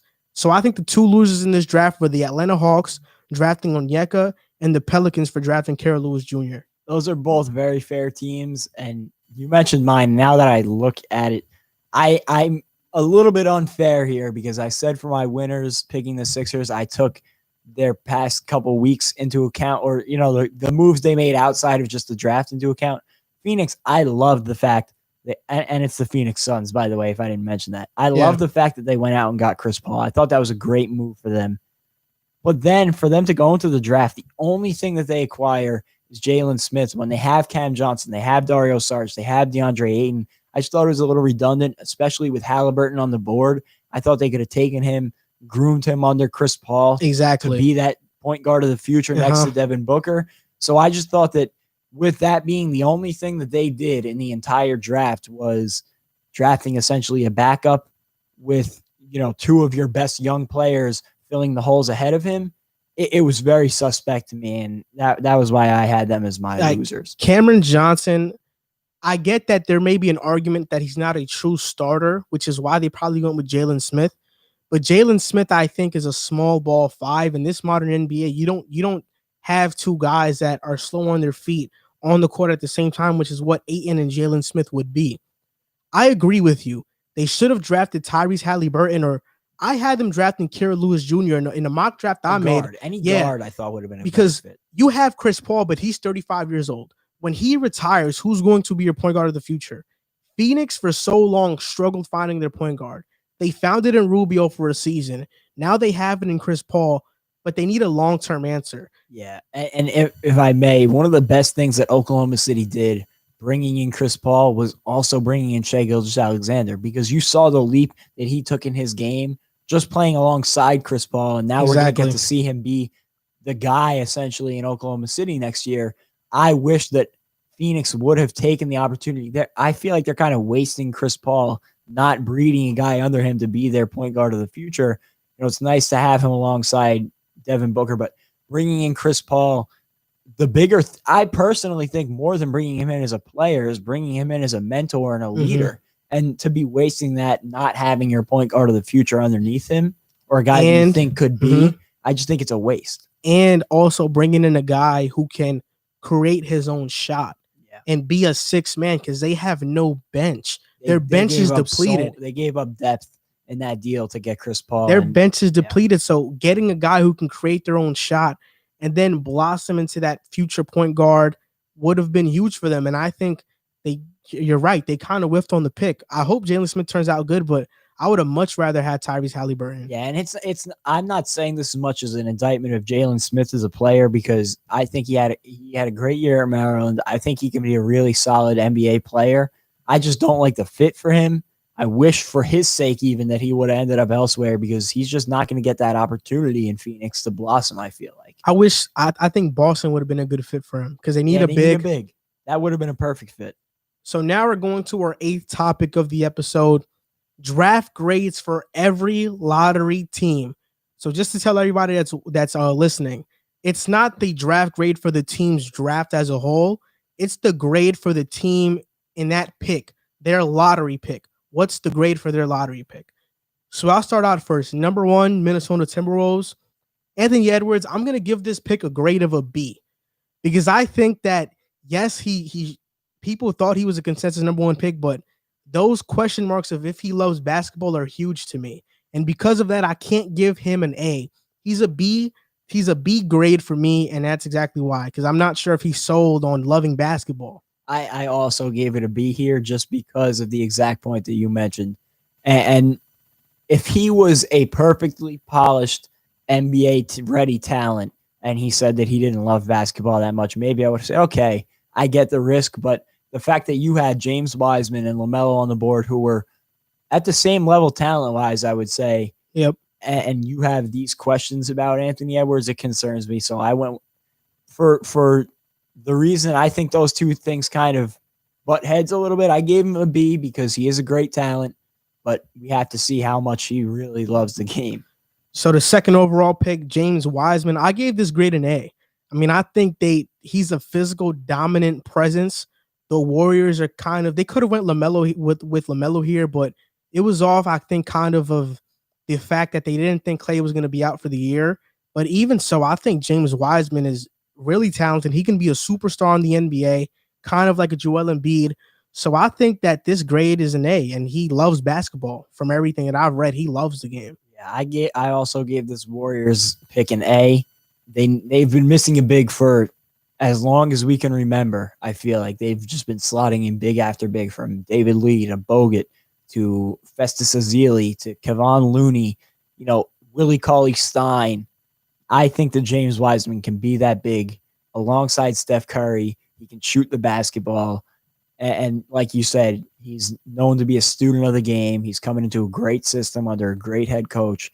It couldn't be a better fit. And I'm excited for the Warriors on this one. So the number 3 pick, LaMelo Ball to the Hornets. I gave this grade A+. I mean, granted, for where they selected him, there wasn't a better prospect on the board to pick over LaMelo. They didn't pick for positional fit. They picked for the best player available, LaMelo Ball, an A+ grade. I think he's going to be a star. You got to stop going before me. I also gave this pick an A+ because, like you mentioned, at the third overall pick, I think that LaMelo is arguably the most talented player in the entire pool. And he has that it factor, that superstar factor that I don't see as much in Edwards and I don't see as much in Wiseman. So I think he was the perfect fit for Charlotte. And I'm excited to see, how he slots in this year, whether they trade Terry Rozier or if he just slides in and starts over Terry and Terry comes off the bench, if they start him at the 3. There's so many opportunities with his size and his talent. He can be very versatile for them. I like that pick a lot. And I don't think they could have done any better. Mm-hmm. Number 4 overall pick, Patrick Williams, who was a surprise to everybody. I gave this grade a C. I was thinking about going lower, but I said Chicago needs defense. He can play the power forward or the small forward. He's great defensively. His offense is just iffy. But because he kind of fits somewhere in that team and Billy Donovan is there, I gave this pick a C. I'm not as down on it, even though I would have liked them to pick a point guard better. Yeah, I gave it a C+. I think he has potential to be a solid NBA. I don't think he has star potential, to be totally honest with you. I think he can be a good NBA player. I think the fit is a little weird too. He's a little clunky. He doesn't move great. So to pair him alongside potentially Wendell Carter, Larry Markkinen, and then, if you could put him at the 3, I just don't know about that. He's a great defender, which will be nice having guys like Kobe White on the court, and I'm not sure who they're going to have at point guard yet. Tomas Satoransky, maybe, and he or came Chris off Dunn. the bench. So, I get where they were going with this pick, but with where they were picking at, it just didn't make much sense to me. I gave it a C+ because I like Patrick Williams as a player. I just didn't like where they took him. So last number 4 overall pick that got selected and came off the bench was Dion Waiters for Syracuse. So that's just a little fun fact there. But the number 5th pick, the Cavaliers selected Isaac Okoro. I gave this. I get this grade is a D for me. I mean, Isaac Okoro, when the best attribute about you is that you're a winner and you help win. I think he's a Michael Kidd Gilchrist, but a little bit smaller. Like, I don't see star potential. I don't see superstar potential. He's probably going to play the small forward position with Sexton and Garland being the 2 lead guards and him at the 3. Kind of undersized for a small forward.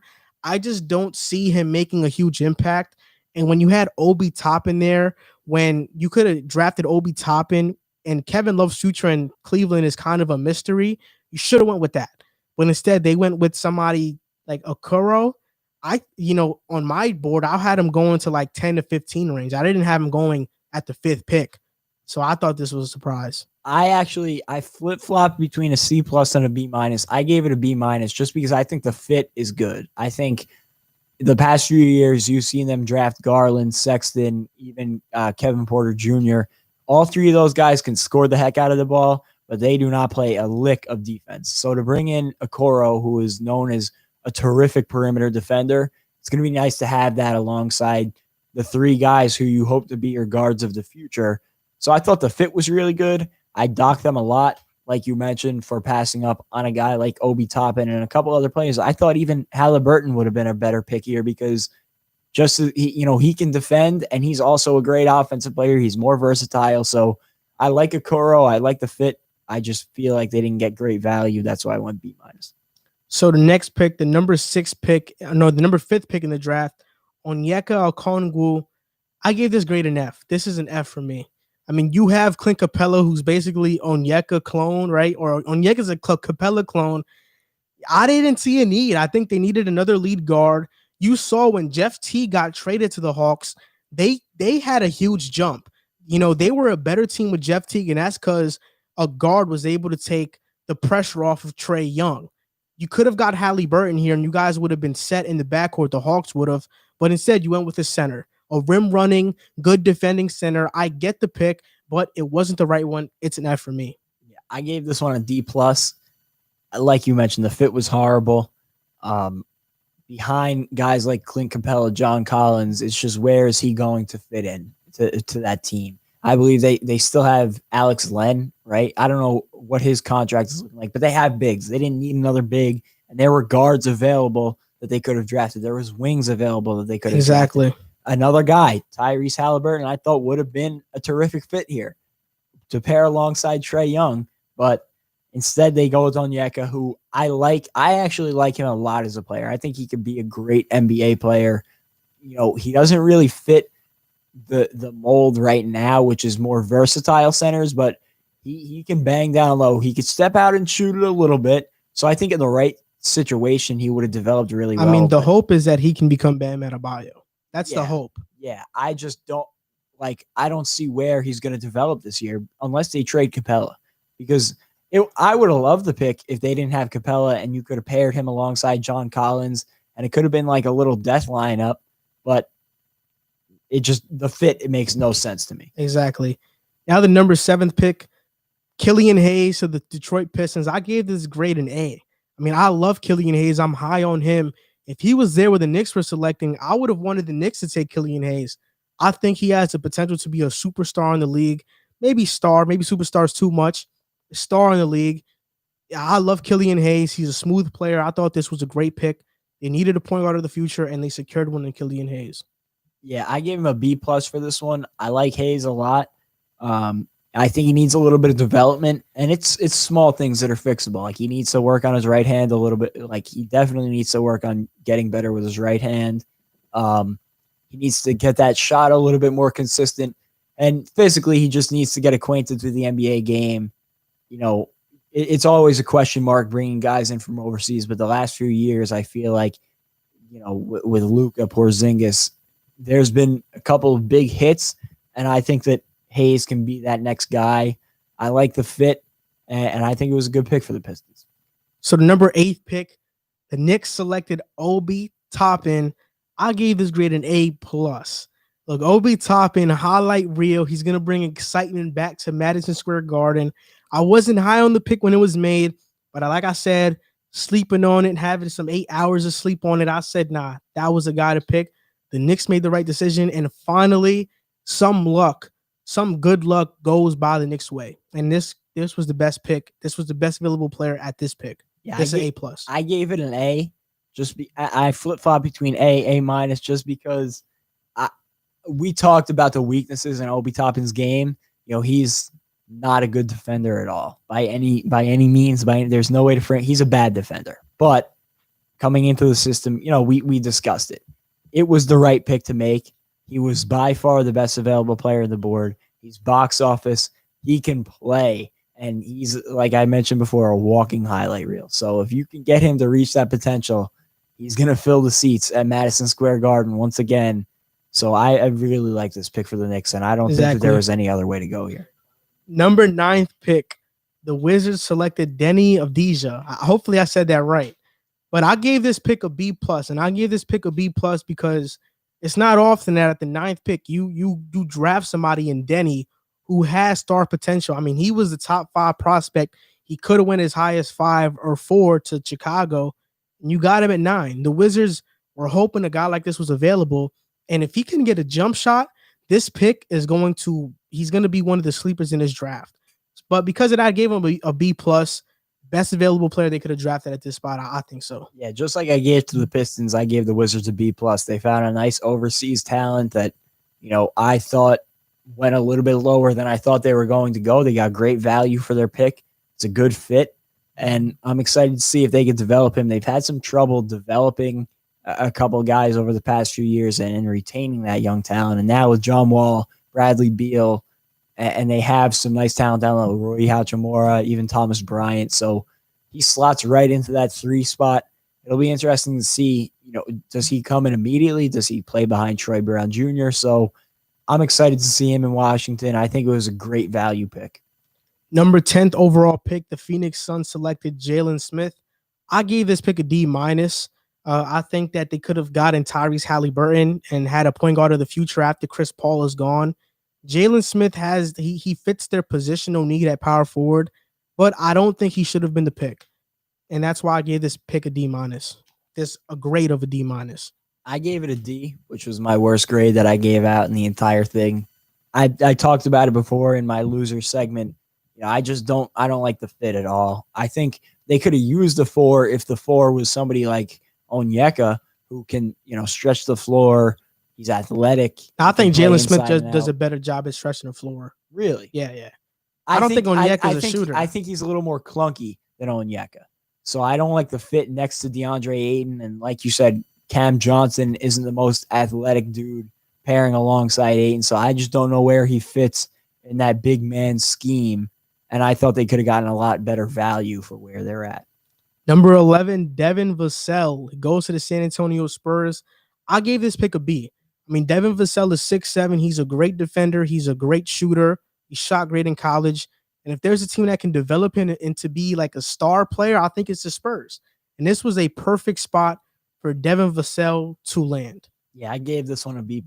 I thought that, like you mentioned, in that Spurs system, a great three-point shooter and a great defender. What more could you? I mean, that is prototypical Spurs. I thought, again, they got great value for where they were picking at. I know we had talked weeks leading up to the draft. Maybe he would be a Knick at 8. And if Obi Toppin wasn't there, he might have been. So they got good value. They got arguably the best shooter in college basketball in the country last year and a great perimeter defender. And pairing it alongside the guards that they have there, I really like DeJounte Murray. And that could be a nightmare for opposing backcourts moving forward in the future. So I gave it a B+. At the 12th pick, the Sacramento Kings selected Tyrese Halliburton. I gave this pick an A+. I mean, at this point, you got to draft best available and not positional need. Tyrese should have never been this far. He should have got drafted earlier. So for the Kings to get somebody to pair with De'Aaron Fox, because Buddy Hield might be out the door, Bogdanovich is out the door, you needed another guard. And they got that with Tyrese Halliburton. Yeah, and I gave this an A+ for the value. And I also think that pairing him alongside De'Aaron Fox is going to be the perfect fit. I know they've been talking about Buddy Hield being out, so I don't know what the deal is with that. But if Buddy Hield does have to go in a trade, now you have a guy you could either play. I think you could play Fox at the 2. You could play him at the 2, however you want to split it. But I think those two guys can share the court. They're both great playmakers, great defenders. And just like that Murray-Vassell backcourt could be a nightmare matchup for backcourts in the future. So with the number 13th pick, the Pelicans selected Kara Lewis Jr. I gave this a grade of a D. I don't think he's a D grade prospect, but I think that he is a player that should have never been drafted here. I mean, you have George Hill, Eric Bledsoe, Lonzo Ball, JJ Redick. You didn't have to draft the guard here. And for them to draft the guard here, I felt like was a waste of a pick. They could have went in so many different directions. I would have drafted Aaron Nesmith if I was the Pelicans. But because of those reasons, I'm giving this draft pick, a grade of a D. Yeah, I give it a C. I like Kira Lewis as a prospect, like you said, but this fit just made no sense. And I thought there were better options on the board for them, Nesmith being one of them, and a couple players that went after. But I just think that the fit made no sense with bringing in George Hill, Bledsoe, having Lonzo, having JJ Redick. I don't see where he gets any minutes unless they make other deals, which then maybe we can revisit this grade. But as of now, I'm going to give it a C. The last lottery pick, number 14 pick, the Boston Celtics selected Aaron Nesmith. I gave this a grade of an A+. I think Aaron Nesmith, he's a star. He might not become a star in Boston because of how packed that rotation is, but I think he's going to be a great shooter in the league. He can be a great defender. And if the Knicks would have drafted him at 8, I would have been happy with that pick. I think Aaron Nesmith is a star in the making, and this was a great pick for Boston's bench, and you couldn't have found a better player, and this was the best shooter in the draft as well. Yeah, and for all the reasons you mentioned, I'm going with an A for this one. Aaron Nesmith reminds me a lot of Devin Vassell. Great shooter, one of the better shooters in the country last year, and a great defender.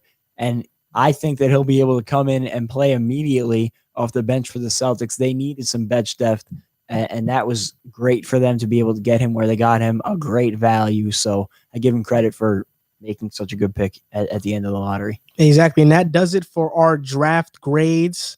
And now what we're going to talk about next is we're going to talk about free agency. We're going to talk about Chris Paul to Phoenix, Jrue Holiday to Milwaukee, and we're going to debate James Harden and should he go to Brooklyn. You guys want to be here for that debate because it's going to get pretty heated. I already know. We already talked about this in group chats already. We already debated this. But okay, now we're going to talk about Chris Paul. Do you think that Chris Paul makes Phoenix a legitimate threat in the Western Conference? It's tough. Like I said, I really like the deal for Phoenix, and I think it was the right move. You needed to show Devin Booker almost like a branch of faith.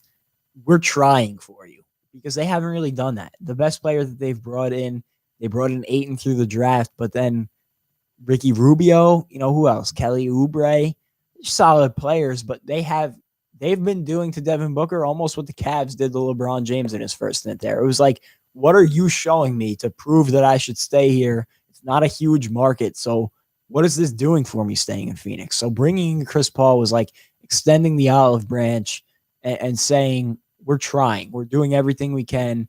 He was a great role model, mentor type to bring in, and they have a lot of young talent in that locker room, so he'll be a great presence to have around.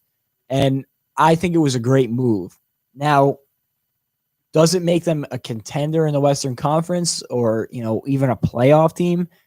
It's so hard to answer because you look at it, the Lakers, we're saying barring injuries, the Lakers make it again, the Clippers make it again, the Nuggets, yes, the Thunder, maybe. No, not over Phoenix.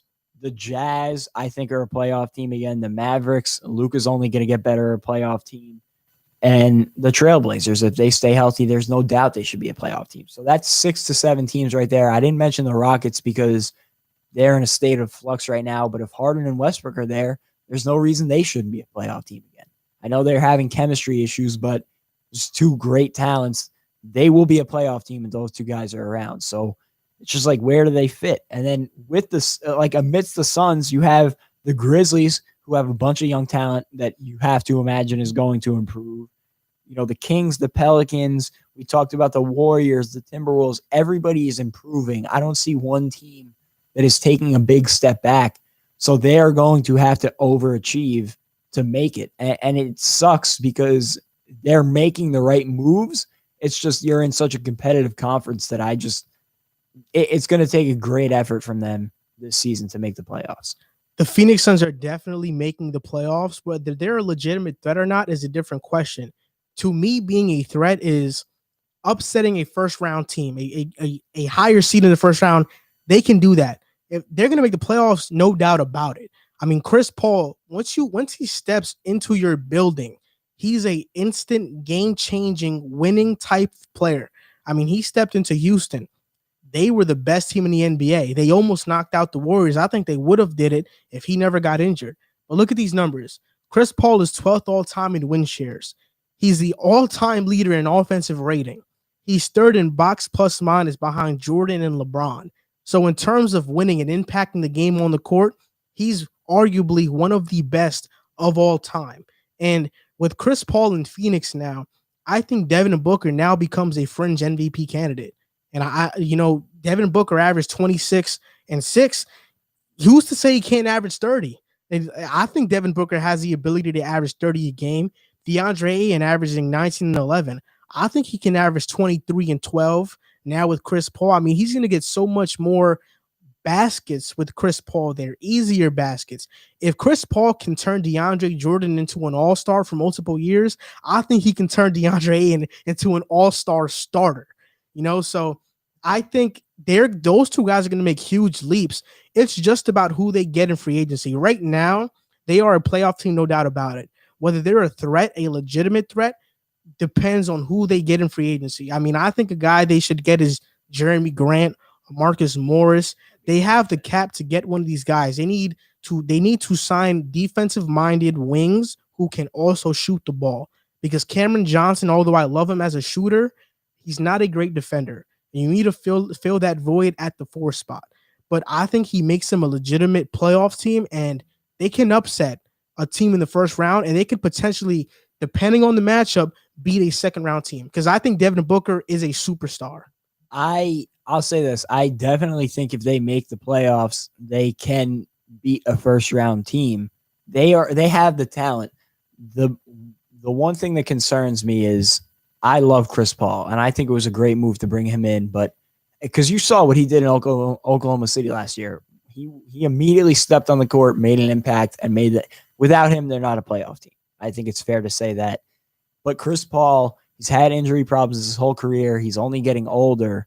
So now you're counting on him to have the durability he had in Oklahoma City last year again this season. And you don't have any contingency plan at point guard. I don't even know who their backup point guard is right now. So, I mean, the only other guy they had on the roster, Rubio's gone. Jalen LeCue is gone. I think Javon Carter. Deal. They do have Javon Carter. Yeah, they have Javon Carter. Yeah. So, but you're right. I mean, that's why they should have drafted Halliburton or Kira Lewis Jr. Yeah, I thought that would have made me feel much more confident in them, especially having Chris Paul around them, because I think automatically that would have increased, their acquaintance to the NBA. But if Chris Paul can stay healthy, I think they should be a playoff team. There's just so many question marks. If they were in the East, they'd be a top 4 seed. But I think I wouldn't rule that out. If healthy, they can do that in the West. I wouldn't rule it out. It's just there's so many question marks. I mean, you just don't.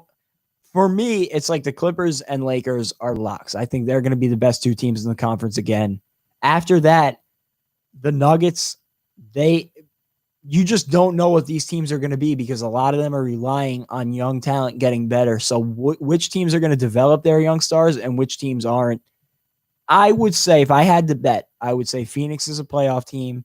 And if they don't win a first-round matchup, they at least put up a very good fight, take it to 6 or 7, because with Chris Paul and a talent like Devin Booker, DeAndre Ayton, I think, is going to become one of the better centers in the league this season if he can stay on the court all, 80, or I believe 70 games now. I'm sorry. I think that they should be a playoff team. There's no question about that. But there's so many question marks in the Western Conference, and you can't slip up at all because there are so many teams chasing. And I feel like we could talk about any of these teams. Like the Pelicans should also be a playoff team, but are they? You just don't know because there's only 8 spots. It just depends. I just have so much faith in Phoenix, especially after what they did in the bubble. But I think the whole year, last year, they were a very competitive team. And what killed them was DeAndre Ayton getting suspended the first 20 games of the year. Exactly. And I think that probably is not going to happen this upcoming year. So that's why I feel like pretty much the Phoenix Suns are a lock to make the playoffs. I don't feel as confident to say lock. I would, if I was a betting man, I would bet on them being a playoff team. And if they do make the playoffs, I definitely think that they are a threat to a first-round playoff team. I would feel less confident if it was the Lakers less so the Clippers. I would not feel confident against the Lakers if I was them, just because they don't have the facilities to guard. Nobody really has the facilities to guard the Lakers, if we're being honest. But outside of the Lakers and even the Clippers, they can hang with anybody in the Western Conference. I think that it's open season after the 2 seed in the Western Conference. Yeah. So talking about contenders, a team that should have been a contender last year but lost to the Heat in the second round, the Bucks, they went out and they put all the chips on the table. They traded George Hill, Eric Bledsoe, 3 first-round picks, and the rights to swap 2 of the first-rounders for 2 years to the Pelicans. And in return, they got Jrue Holiday. And I mean, now they have Chris Middleton, Giannis, Jrue Holiday. They should have had Bogdanovich, but he decided that he didn't want to go there.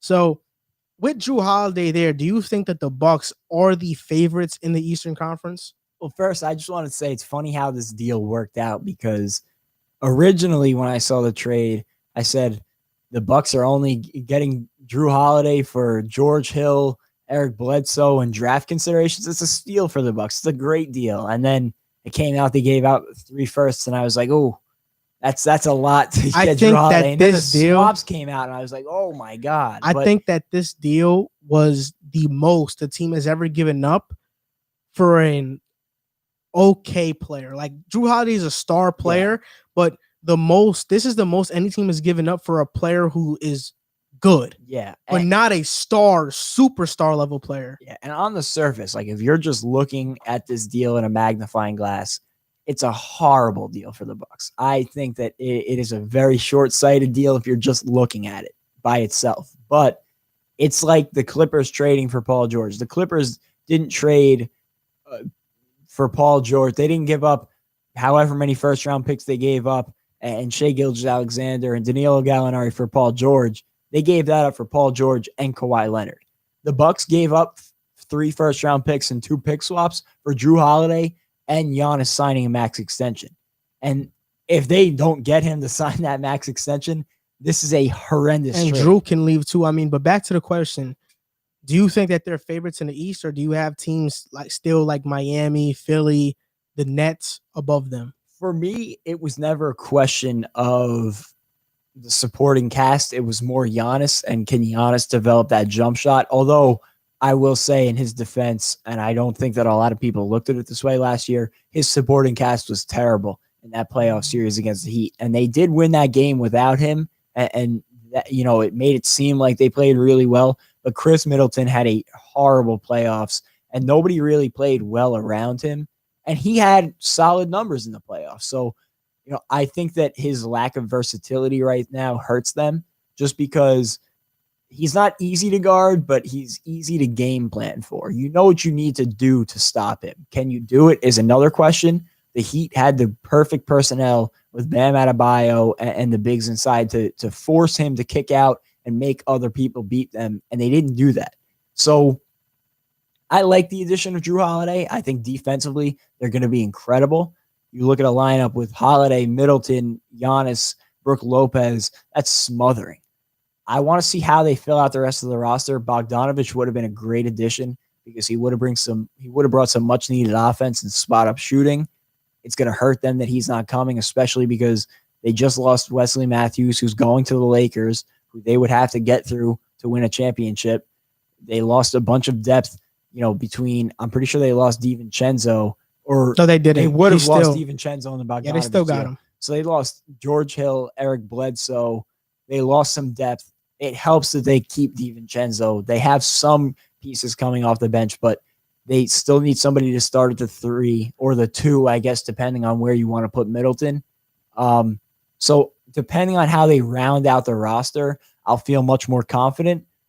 But I feel like a lot rests on Giannis' shoulders. What is he going to come back as? And I hate to be the guy that says, he's not that great without a jump shot, because he's incredible.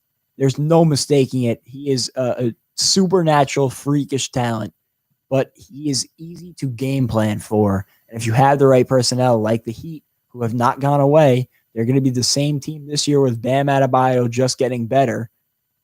It's going to be tough for them unless guys like Jrue Holiday, Chris Middleton, and Brook Lopez step up, hit a bunch of shots, and then it's a different story. This does not make them favorites, in my opinion. I would still count more on the Celtics, the Nets, depending on health, the Heat.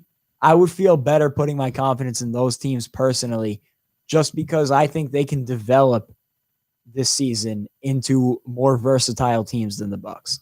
I don't put Boston there at all. Yeah, I don't think Boston can game plan for Giannis or even Garden. They have no big. So I don't see that. I think Miami and the Nets are the teams that I look at. Philly to an extent, even though Philly has really bad chemistry issues. The Nets, though, I feel like they can, you put Giannis on KD, you put Jrue Holiday on Kyrie Irving and Middleton on LeVert. I think you can really neutralize them a lot. But, for me right now, I think it's about the Bucks bench. You mentioned their bench, but I really don't think they have a bench. I mean, Kyle Korver, he's probably going to retire. Marvin Williams retired. They had DiVincenzo, but that's really it. Yeah, like Wes Matthews is signing with the Lakers. They don't even have who is their fifth starter right now? Because I know their fifth starter is DiVincenzo at the 2. That's who he's going to be. And then off the bench, you have DJ Wilson, Sterling Brown, and Robin Lopez. Like, you don't have a bench. That's what I'm worried about. Also, when we talk about Giannis's help, I think Jrue Holiday is going to be a perfect player because Eric Bledsoe, he couldn't shoot, and he's very inconsistent. Jrue Holiday, he can shoot and he can lock up on the other end of the floor. And he's not a very high maintenance player. He doesn't need touches to be effective. He can just spot up and shoot. We've seen Jrue Holiday play the point guard and become an all-star with Philly. We've seen him go to the Pelicans in this past year, have to play the shooting guard role. So he can play different roles. I would have liked if they didn't give up George Hill and they would have just gave up Bledsoe, because 3 first-round picks in both of their point guards is a lot. But I think they can beat any team in the East outside of maybe Miami. I think Miami would be a tougher matchup. But I think it just relies on, who are they going to sign? Who are they going to get on the mid-level exception? Who's going to come want to play in Milwaukee? Because if Giannis doesn't sign this super max, then their future is done. Oh. They have no future. So they need to do something.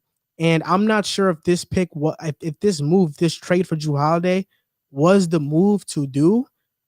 I think it does make them better, but they just gave up way too much. I understand why they did it, though. They were scrambling after Chris Paul got dealt. They knew they needed to do something because they promised Giannis after the season they were going to make an all-out attack on a championship. And this was the move that they had to do.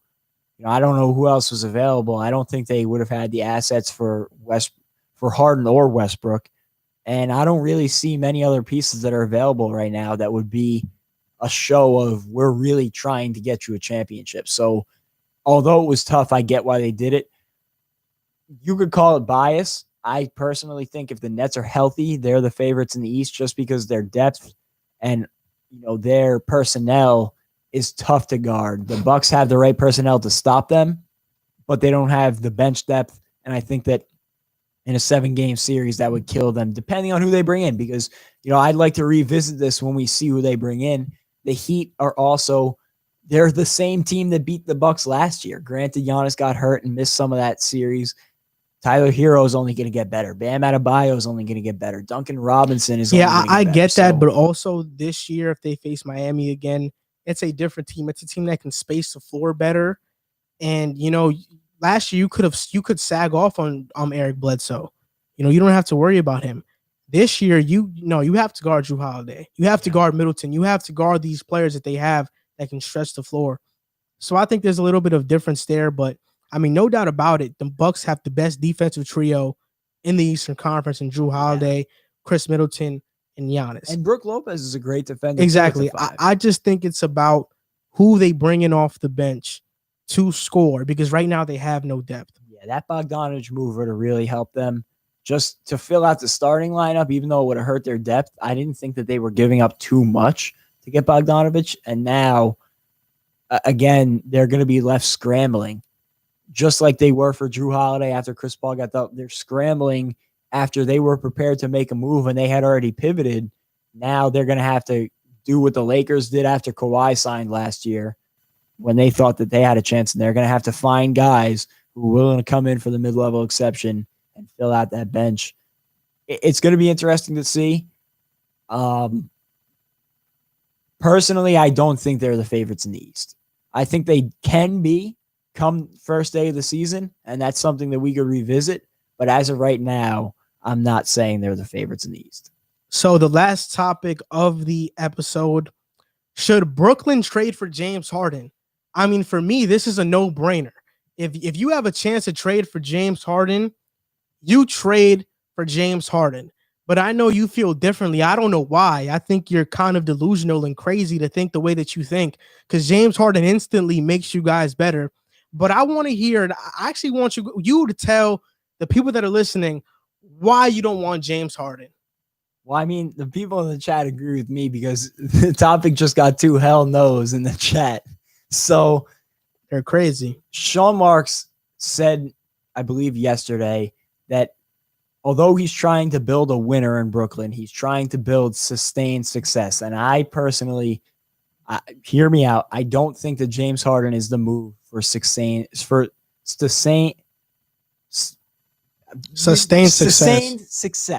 It's a tongue twister. Try and say it 10 times fast. But, I just feel like the deal that you would be giving up to get him, what I've heard right now, and don't misconstrue this as saying it's not what Harden's worth, because Harden is worth everything. He's a top 3, top 5 player in the league. There's no debating that.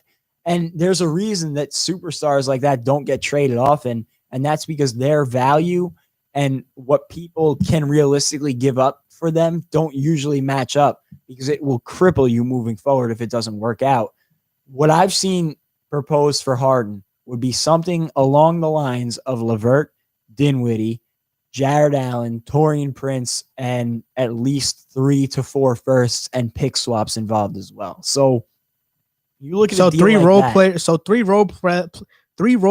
a scrub, and first round picks that Sean Marks doesn't even know how to draft. First he doesn't know how to draft. That's totally an unreasonable. He doesn't know how to draft. I'll get to that. He doesn't know how to draft. Okay, do you want me to take on that point right now? Because in his draft so far, the picks that he has made in 2016, he traded up from the second round to get Karis LeVert. 2017 was his first year as a GM. 2017 draft. He drafted Karis LeVert in 2016. It was his first pick.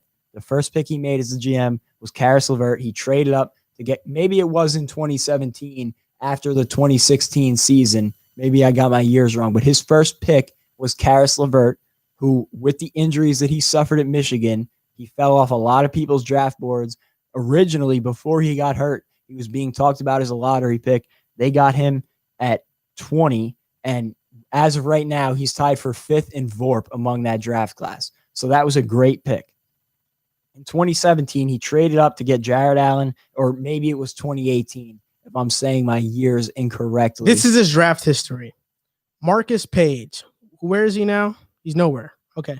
And Jared Allen. And when did he pick Marcus Jared Page? Allen. When did he pick Marcus no, I'm just naming you the picks. You can the guys that are watching can, talk about when did they make the picks, but these are who he picked. Marcus Page, Jared Allen, Kyle Kuzma, Nickeil Alexander-Walker. Karis LeVert. Okay, you say that, but I'm not sure. If he did, he did. Whatever. He did. That's one role player added. Alexander Vezenkov. I don't even know who the hell that is. Dazanin Musa, who just got traded for nothing. For Bruce Brown. I guess nothing. Pretty much nothing. A good role player. Rodimus Kurucs. Who was Diallo, Nickeil Alexander-Walker, Mifiondo Kabengele, Nicholas Claxton. The best players that Sean Marks has drafted were Jared Allen, Kyle Kuzma, and Kurucs. And considering where he's been drafted, I'd say that's pretty darn good. I don't think so. You traded Kuzma, so he is. Does he count? Traded Kuzma for D'Angelo Russell. Remember, Kuzma? So Kuzma doesn't count because it was a trade. Even if you say he doesn't count, even if he does count, he traded him for D'Angelo Russell, who turned into an all-star. Jared Allen and Kurucs are your best picks. Jared Allen, who's been very good for us at the 22nd pick, that's a great value. And Kurucs, who had a great rookie year before he had his career. Great rookie year? He had a great rookie year. He didn't have a great rookie year. He had a great rookie year. No, he year. didn't. For where he was picked no, he didn't. A second-round pick, he had a great rookie year. It was a great value pick, and then he had his career clouded by a domestic violence charge. All of these guys You guys drafted Sean Marks has drafted about 8 guys. I trade all of them right now for James Harden. These guys are scrubs. Jared Allen is not going to stay with the Nets next year. You paid DeAndre Jordan already $10 million a year. Jared Allen is gone. He's going. Dinwiddie is already kind of been. He has a big ego. He wants to be the man. That's not speculation. He wants to be the man. He said that he he has that ego that he wants to be like that. Thinking you can be the man and wanting to be the man are two different things. Dinwiddie's probably not going to be there. The only player that you're legitimately trading that was part of the Nets' long-term plan past this season is Karis LeVert, and he's a role player. And I've traded him for James Harden like that. James Harden is an MVP. 4 of the last 5 years he's finished top 3 in the MVP conversation. There's not even a question that you trade for James Harden. And again, like I mentioned, and you totally did not listen to or just didn't heed it, Karis LeVert, guys that you would trade for James Harden and guys that you should be willing to trade for James Harden are 2 totally separate categories. When you are a team, you shouldn't be willing to trade Karis LeVert.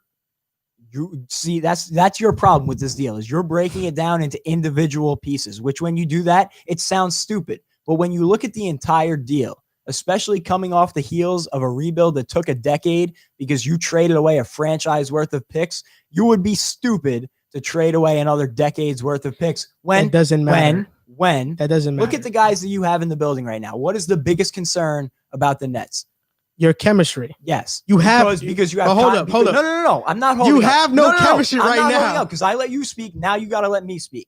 Kyrie Irving went to Boston. Everybody said he was a cancer and forced his way out of a situation with great young talent, and the Celtics got better without him. Kevin Durant went to Golden State, and what happened? The chemistry fell apart, and that's why he left. Because Draymond, and I'll tell you exactly when it started for both of those guys. In Golden State, the biggest problem with the chemistry started when Draymond Green looked off Kevin Durant and took a wild circus last-second shot instead of giving him the ball, and everything collapsed from there. Kyrie Irving, there was a moment in Orlando last year where he wanted the last-second shot. He didn't get it, and it led to chemistry problems. So now you're going to take those 2 guys who had chemistry problems about not getting the basketball enough, and you're going to add James Harden, who's one of the highest usage players in the NBA, and you don't think there's going to be any problems there?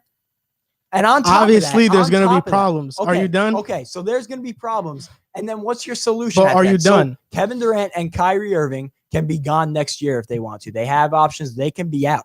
And then you're stuck with, I shouldn't say stuck with, you're left with James Harden, DeAndre Jordan, and what?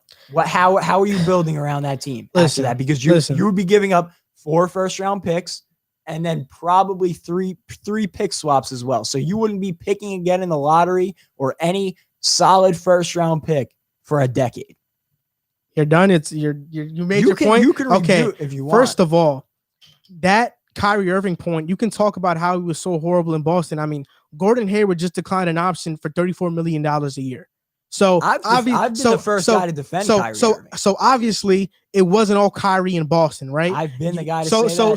So why did you even use that as a point? So whatever. Because that is the point that everybody's been making. Okay, but if you don't agree, if you don't agree with that point, why would you make it? But nonetheless, I'm gonna go past that. Of course, Kevin Durant is gonna get mad at Draymond for taking the last second shot. It's Draymond Green. He hasn't shot above 33% from 3 in like 4 years. Of course, he's not going to take the last shot. If it's James Harden taking the last shot or Kyrie, I'm fine with it. You can deal with it. You're fine. Kevin Durant would be fine with it too. You sure about yes, that? He would. Because these are superstar players. These aren't Draymond Green. Draymond Green barely cracks 10 points per game. There's a difference. And then you talk about mortgaging your future. When you traded all those picks, it was for Paul Pierce and KG past their prime. James Harden is in his prime. And Paul Pierce was never an MVP type of player. He was never an MVP in the league. Kevin Garnett was, but he was past his prime. James Harden is an MVP. Look, I don't care. You do the move because that's right now, problem, no. Because look, that's the Nets have never won a championship in team history. When you have a chance to win, your future is now, is the present. You're not looking at the future. Your present is now. You have to capitalize on this opportunity.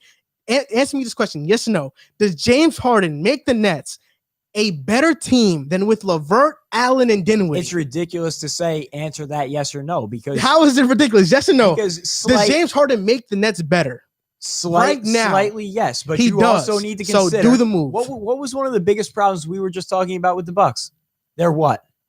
Their bench. Their depth. And what would be? But you have depth. You have Landry Shamet. Not have Bruce Brown, Landry Shamet. Those aren't guys that are good off the bench. Not good depth. Landry Shamet can average 14 points per game. Of Karis LeVert. Also, you might as well say Joe Harris is in the deal because you wouldn't be able to re-sign him. And what are you going to say? Oh, Joe Harris, come on, because you said that about every player I've named. That's why they got Shamet. That's why they got Shamet. Shamet cannot hold Joe Harris's jockstrap. Are you serious? You're serious now? Are you serious? You're being ridiculous now. I'm being dead Joe serious. Harris. Landry Shamet can't hold Joe Harris's. First of all, he's a world's better defender. Second of all, he's a better passer. Joe Harris is a world's better defender than Landry Shamet? Yes. You said world's better defender. Is Joe Harris even a state defender? He's an I don't think he might even be a state defender. He's a whatever defender. So is Shamet. They're like the same player, honestly. Shamet and Joe Harris. That's one of the worst things I've ever heard you say. They're like the same player. Close. It's not even to say it's not even close is ridiculous. Joe Harris is one of the better 3-point shooters in the league. He's one of the most efficient players in the league around the rim, which Landry Shamet cannot do. Landry Shamet cannot defend a lick, and But you're getting James Harden. I don't care. If you're getting James Harden puts the Nets in a better position to win. And Maybe right slightly. now, you have to win. James Harden with the starting lineup of Austin Rivers, Daniel House, Kenneth Faried, and PJ Tucker maintained his status in the West and made the playoffs with that lineup. He made Kenneth Faried average 15 points and 10 rebounds. Harden doesn't need much to succeed. If he's with Kevin Durant and Kyrie, that will work. Okay, you just mentioned how he did all that, but if he comes to Brooklyn, he will not be that guy. He doesn't have to. In OKC, he was one of the better and more efficient off the ball players in the NBA, and he played with Kevin Durant. I'm not questioning if he can do it or not. I'm saying he won't, and so you're not trading for the James Harden that he's been with the Rockets. So Jack, if James Harden is with KD and Kyrie, free agents aren't like, I won't take much money to go play with them. I want to go play with them. Maybe they will, but that's a totally separate point than what I was just saying. They'll do that. You're trading for James Harden, not the James Harden who's been an MVP candidate the past 4 or 5 seasons. You're trading for James Harden, who you said would be willing to play off the ball. And if he's willing to play off the ball, that's great. But he's not going to be as good as he is with the ball in his hands. He'll be way more efficient. Kevin O'Connor, after James Harden lost in the playoffs to the Lakers. Great, Kevin O'Connor. No, he asked James Harden. He said, "You were a super efficient player in OKC playing off the ball. Is that something you'd like to go back to?" James Harden answered that question saying, "I'll do whatever it takes to win." That is great for James Harden. He's willing to do that. I would be happy for him. So you're telling me James Harden, if he plays off the ball, he won't average 25 plus points per game? Not with Kyrie Irving and Kevin Durant. Yes, he will. Come on. Now that's ridiculous. He's one of the best scorers of all time, and he won't average 25 a game. He's a great isolation scorer. We have not seen him play off the ball since Oklahoma City. So with the Nets, he won't get about 7 threes a game that are wide open. I don't know if he will. He probably will. He probably will. He probably will. To work together. They can work, and Mike D'Antoni is there too. Based on what though? Based on what? You just keep telling me they can work. Based on Harden's evidence in OKC. And if you want to go back to recent memory, OKC is a decade ago. Okay, if you want to go back to recent memory, just this last year, everybody said Harden and Westbrook wouldn't work. And yes, it did to an extent. And that's wrong to say it didn't. They didn't win a championship because the Lakers were that dominant in the playoffs. Let's just be honest. But they barely snuck by the Thunder. The Thunder were a good team. The Thunder were a good team. And Westbrook was hurt. Westbrook was hurt too. He was playing that whole series hurt. But nonetheless, Harden and Westbrook are the highest scoring duo in NBA history. It did work. It wasn't a train wreck. Who was the third option on that team? Eric Gordon. And how much did he touch the ball in the isolation? He touched the ball a lot. I don't know if you watched the games. He got a lot of ISO opportunities. Yes, he did. Did you watch the playoffs? Yes, he did. Obviously, he did. I'm telling you. As much as Kyrie Irving or Kevin Durant won't. But now, wait. So Harden playing with Westbrook and those guys, what was happening to him constantly that I always was like, damn, I wish this wasn't happening to him. He was getting double. Is he going to get double? Is he going to get double team in Brooklyn? No, because he's not going to be at isolating. All. Because you told me that he's going to be playing even in isolation, Harden does not get double teamed in Brooklyn. He got double teamed in Houston because Westbrook couldn't shoot. He does not get double teamed in Brooklyn. If he's going one-on-one each possession in Brooklyn, it's ridiculous to say he won't average 25. You said he wouldn't average 25. Because you told me that he's not going to be playing isolation ball. I'm saying if he's isolating as many possessions a game as you're insinuating, Kyrie Irving will be requesting a trade by the trade deadline. It won't work. It simply won't work. Yes, There's two ways it's going to go. Either James Harden gets the touches that he deserves, and one of the other two guys becomes unhappy, more than likely Kyrie Irving, because this is totally a Kevin Durant-headed thing. That's how it started. Kyrie's had no input on this. He's had no say. How do you know that? Because it's been reported by multiple people. So Kevin Durant, best friends with Kyrie Irving. You know that James Harden, Kyrie, and Kevin Durant worked out together recently. Yes, I do. So Kevin Durant, who's best friends with Kyrie, everything I've read Kevin Durant that Kyrie has not had an input. So Kevin Durant, that's best friends with Kyrie, has not talked to him and maybe said he has. Okay, but that's speculation. Speculation. You are speculating. No, that's speculation. I'm going based on what's been reported, which is that Kyrie has not had an input. Isn't it pretty gullible to think that best friends wouldn't talk to each other about a player that they could potentially like you just get? tried to tell me? That's speculation. I'm going on what's that's being realistic. If I'm your best friend, I'm going to talk to you about this. No, it's being realistic. So what's being reported, Joel? Tell me that. What's being reported is that Harden to the Nets would make them the best team in the Eastern Conference and in the league, and they'd win the championship. That's what's being reported, baby. They're going to win a chip. If they get Harden, they're winning a chip. Are you done? You changed the topic because you knew you were wrong on that, because you were because it's common sense. If we're best friends, I'm going to talk to you about which is speculation. If we're having a guest on a podcast, am I going to go to a reporter and tell them, oh, this is just my idea, or would I talk to you and Riv about it and say we're going to have him on? You are speculating that. No, I just think it's common sense that I talk to my best friend about a player, and that's the caliber of James Harden that comes to the Nets. That it's factually you're speculating. I'm speaking based on what was reported. All right. Second of all, you brought up a long time ago, which I tried to interrupt you. I shouldn't have, but one thing I wanted to get back to is you talked about playing with superstars. So let's talk about playing with superstars. Kyrie Irving playing with LeBron. How did that end? Not good. LeBron is not good. Yeah, of course. They won a championship. Do the Nets want to win a championship? But he forced his way out. You want to know why it's different? Kevin Durant in Golden State with one superstar and two other star level talents at that point in time, I would have considered Draymond Green a star. How did that work out? It didn't work out well. They won a championship, yes, but in the end, it did not work out. Those situations are different. I'll tell you why. In Cleveland, we know that when you play with LeBron gets all the credit and his teammates get all the blame and don't get none of the credit when they win. I mean, people have already forgotten about Anthony Davis. Let's just be honest. Yes, it is true. Yes, it is true. People definitely forgot about Chris Bosh. Because Chris Bosh did not play the role that he did play. He did play well. Miami. He did play well. But okay, people forget about LeBron's teammates. And when we look at Kevin Durant in Golden State, why didn't he like Golden State? Because nobody gave him credit.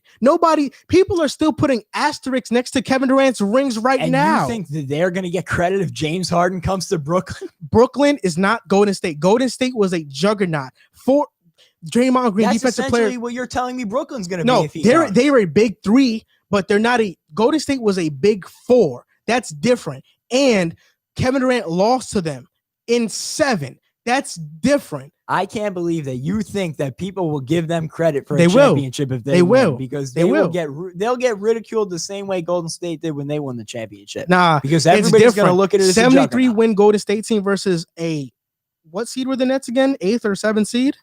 Yes, this past year with Kyrie Irving and Kevin Durant. Okay, total. So Kevin Durant coming off an Achilles injury, Kyrie Irving, who's a cancer. Now you're framing you're framing it like this because you framed it as Kyrie Irving cancerous teammate as well. No, I didn't frame it. I said that's what people have looked at it as. So this is say it was my opinion. So the narrative. So this is the narrative. Kevin Durant coming off an Achilles. Kyrie Irving, cancerous teammate, with James Harden, the ball hog. If they make it work, people are going to praise it because nobody thinks it's going to work. Most people The don't. Nets- Most The Nets people are are half and half on this. the Nets have the 5th best betting odds in the NBA going into Oh next yes, season. but that people are half and half on this. People think it's not going to work, and there's others like me who think it's going to work. I think it's going to work. You think it won't. I think that I never said I don't think it will work. I said I don't think it's a wise move, and that's something that you've been misconstruing this entire time. I think it's a wise move. Is that I'm fully against it because I'm not fully against it. I'm arguing against it because you're arguing 1,000% for it. So it makes because it I seem am like I hate the move. I don't hate the move. I'm not 100% against it. I just think it's short-sighted because when you look at it, you're bringing in 3 guys. And when I was talking about superstars, I didn't even mention, we talked before about how good of a teammate Chris Paul is. Him and Harden didn't work out. And Harden ended up it did being work traded. out. It did not work out. So first seed almost beating the Golden State Warriors in 7 games until Chris Paul got injured isn't called working out. That's the best team ever assembled in NBA history, and they almost beat them. They had multiple arguments, and if you remember, they did. And but if you remember that almost worked series, the Warriors were also dealing with injuries. Did it end badly? Yes, it ended badly. But did it work out? The key. It did work out. Okay, so I misworded what I said. It ended badly, which is the same way Kyrie in Cleveland, Kyrie in Boston ended, the same way Kevin Durant in Golden State ended, and you could even argue the same way it ended in Oklahoma City for Kevin Durant because he left because he didn't like playing alongside Russell Westbrook. So, for me, the way I look at it is right now already, and hear me out on this, right now already you have 2 combustible superstars. I've said I think it can work, but I'm still skeptical if these 2 guys are going to be able to put their egos aside and make it work. The good thing right now is you're a top 5 title contender in the NBA. If it doesn't work out in the worst case scenario, Kyrie and Kevin Durant leave next year, you still have 3 really solid young players in Spencer Dinwiddie, Karis LeVert, and Jared Allen, and you have your picks for a decade. So you can rebuild. There is light at the end of the tunnel. If you make this move for James Harden, yes, you slightly increase your chances to win a title this season. But then if it doesn't work, you kill yourself in the future. You have no future. You empty all of your assets. So I just don't think it's a wise move looking at sustained success, which is what Sean Marks has said he's wanted. I think that you're a perfectly fine championship contender if you bring back Joe Harris and you run it with this team. I don't see any reason. The only reason they wouldn't compete for a championship this year is if Kevin Durant doesn't come back healthy or if him and Kyrie Irving have chemistry issues, which would both be problems if they brought in James Harden too. So either way, it would combust if the big issues arose. That's your final point? That's my final point. Okay. I'll see what you have to say and maybe I'll respond. My final point is that the Nets have never had sustained success. You have 0 championships in NBA history. This is your one chance to be favorites by a lot. And if you don't want to make the move, that's crazy. This is your chance to succeed right now. Who cares about sustained success? You guys never had that anyway. Just take the gamble, go all in. James Harden makes you, this is my final point. James Harden puts you in a better position to win a championship. And that's why the Nets should make the move. Well, I'll actually respond to that. I know I said it's my final point, but when the reason you're wrong in this debate, and I feel confident saying that, is because you just said you don't care about sustained success, which is not a correct way to manage an NBA team. 12-70. That was the Nets' record in 2010. Yeah, and that has nothing to do with right sustained success never happened for the Nets. Under Sean Marks. Even if Kevin Durant and Kyrie don't win a championship with the Nets, you guys are going to go back to square one. Rather go back to square one with James Harden than with nothing. But what? Sean Marks can't draft anyway. So that's a ridiculous point. We just talked about the draft picks. I disproved with the draft history. You brought in your opinion. Your best pick was Karis LeVert. Jared Allen, They are players. Because you're comparing them to James Harden, which is ridiculous to do. It's completely unfair to them as players, though. They're not. Yes, they are. Karis LeVert was one of the best players in the bubbles this past year. Are you going to disagree? He was second team all bubble. Am I wrong about that? So we're going to use that the bubble. And all season long, he was very good. The second option behind Spencer. I'm Dinwiddie. off this debate. You're off this debate because you lost. No, I'm off this debate because you just mentioned the bubble awards. You lost the debate Devin Booker's the MVP of the bubble. And you just said that Devin Booker can be an MVP candidate last year. Well, he can, but that's based off his years. He's averaging 26 for like his last 3 years. And Karis LeVert has been out. And one of the bigger points you brought up was look how he played in the bubble. So now I can't use bubble success to talk about Karis LeVert. Devin Booker has a track record. Playing under pressure to bring your team to the playoffs, because if they did not win games, they would have been kicked out of the playoff race. All right, I'm off this debate. And one other thing I wanted to address about what you said is they're going to be heavy title favorites. They still don't have a person on the roster. They don't have a person in the organization that can guard Anthony Davis. And I don't think they would have anybody that can guard LeBron James either. You could put Kevin Durant on him, but coming off an Achilles injury, I don't trust that. Who's going to guard Harden? If the Nets get Harden, who's going to guard him? They have some great perimeter defenders. Who, the Lakers? Yeah. And they can guard Harden. They did a pretty good job. Who are the great perimeter defenders? They did a pretty good job last year. Who are the great perimeter defenders? Avery Bradley's leaving. Danny Green is left. Caldwell Pope is leaving. Who's a great perimeter? Caldwell Pope's not leaving. Yes, he already declined his option. Every report has said that he's coming back to Los Angeles. All right, but okay, so he's going to guard Harden though. He's a very solid defender. All right. They have good perimeter defense in Los Angeles, and it worked out last year, did it not? I don't think they would be heavy title favorites this year. I think they would be title favorites, but I think that slight increase in this year's title race is not worth mortgaging your future, which you said you don't care about. And that's the reason why, in my opinion, you're wrong on this. And the Nets have never had a future before, and they won't have one after. So because they've never had any future before, they should throw out any you take the chance to win a championship now. That's it. You and go they have all in. A chance to win a championship. No, you go even more all in. You go all in. So the Heat have a chance to win a championship. Does that mean they're not going to go and try and get Giannis? You go all in. If you have a chance, you go all in. That is not even a comparable situation. Yes, it is. It's not even close to being comparable. Yes, it is. Yes, it is. Not even close. Bam Adebayo's not a star. Jimmy Butler's not a star. Bam Adebayo is a star, and neither of them are Kyrie Irving or Kevin Durant. But they're not stars. Getting Giannis is not a third star. They're stars, but none of them are high usage isolation scorers. But the point is, all three of them are great defenders. But the point is, they were there, but they could get a better chance if they get a star. That's why they should get a star. That fits. Even if it's a star that fits, James Harden's going to fit. Great players will find a way to make it work. Because the three of those players are at their best at isolation scorers, and unless they bring a new rule into NBA play this year that you can have 3 basketballs on the court at the same time, they can't all 3 be 3 isolation scorers. I'm done with this debate. Obviously, you much rather have LeVert, Dinwiddie, and Allen than James Harden. So I guess so. I wonder why you're so biased to James Harden side of this. You would rather want Jared Allen is sitting over there on the chair. I'm not shy saying I love James Harden, and that's why if James Harden goes to the Nets, he'll win a championship. And that's why I want him to go to the Nets. But that's just good for you. If he goes and wins a championship, that's good for you guys. Why wouldn't you want that? I appreciate your confidence. I would not feel as confident in the Nets winning a championship with that group. And I think that at least right now. No, yeah. You feel more confident in Dinwiddie. I get it. And LeVert. LeVert. And that's the problem with your argument is you keep latching on to comparing those guys. Those are the guys that are one-on-one to James Harden, when that's not the argument at all. So if I'm building a team right now, am I taking James Harden or LeVert, Dinwiddie, and Allen? Again, that's the problem. You're totally ignoring the context of the argument. That is the context. You said I'm doing it individually. Now I'm bringing all 3. I'd rather have Harden than all 3 of these scrubs. Okay. So get him out of here. I'd rather have a superstar MVP player. I would rather have James Harden than all 3 of those players too.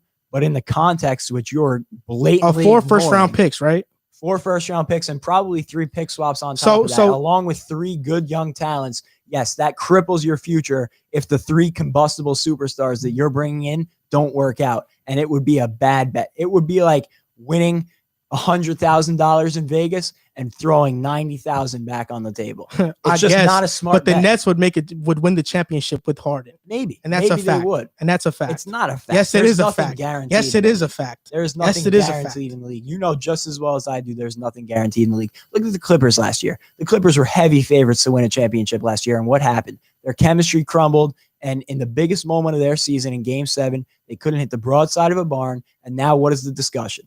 Where do the Clippers go from here? And that is what the Nets would be next offseason if they don't win a championship. Didn't Paul George and Kawhi sign 2-year deals and Kevin Durant and Kyrie signed 4 years? they signed 3 years with a player option. Okay. So they have 4 years basically, right? 3 years with a player option is exactly what it is. Because again, if things don't work out, they can be gone in a year. They have no obligation to Brooklyn. They can be gone in a year. I mean, KD has said he wants to retire in Brooklyn. Yes, just like Kyrie said he wanted to retire in Boston. And how did that work? I guess, but I'd rather take KD at his word because he's been an honest guy before. Yeah. So he was an honest guy in Oklahoma City, right? We knew because Westbrook is a totally different story.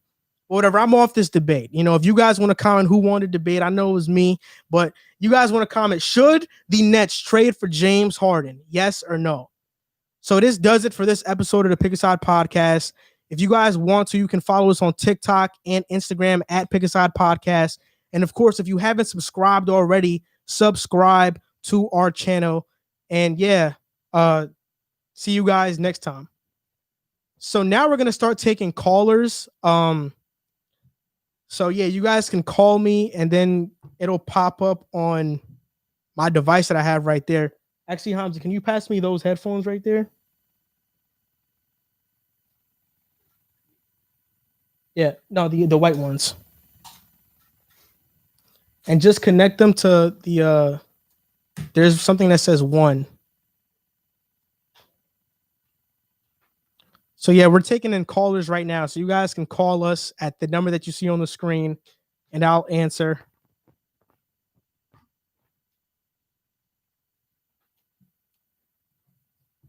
Am I going to be able to hear him? Just put, what you connected this to 1, right? To 1? Yeah, just put the volume, no, on the other one. Put the volume on 1 on the other knobs to top left. Oh, here? Yeah, put it all the way. Where, there? All the way. Because we both have to hear it. Oh, all right. I get what you're saying. You're going to leave that. Yeah. There. Hold up. I'm about to connect to this. So the audience can hear you too. Derek Favors to the Jazz. Jordan Clarkson to the Jazz. Okay, can you talk? Wow, De'Aaron Fox got a max. Can you talk? Oh, can you put the Bluetooth knob all the way up? No, right there. Yeah, here? Yeah, put that all the way up. Hello? Put it all the way up.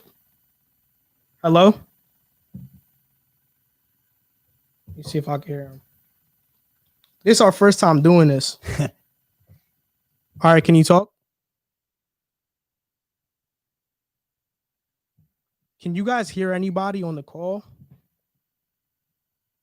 All right, so somebody else call.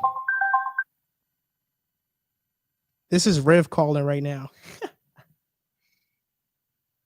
Nah, they said they can't hear anything. Hello? Let me see. Try doing the phone one. Here? Yeah.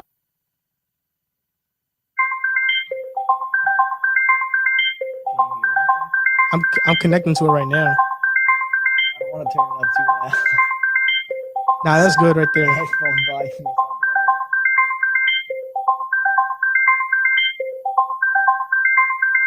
This is our first time doing this, so we don't even know if it's gonna work.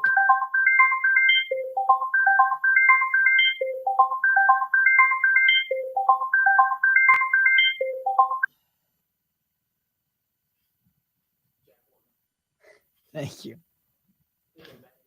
Come on, man. Stop. Look, I know this is your first time seeing Jack, so you want to swing up a little bit to him. I mean, you could say that about all the chat, too.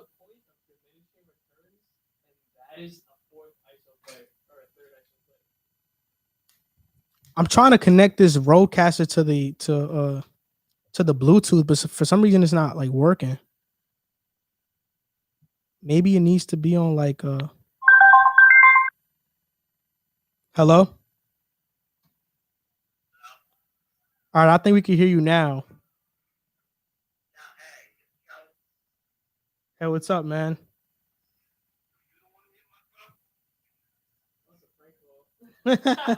It's a prank call.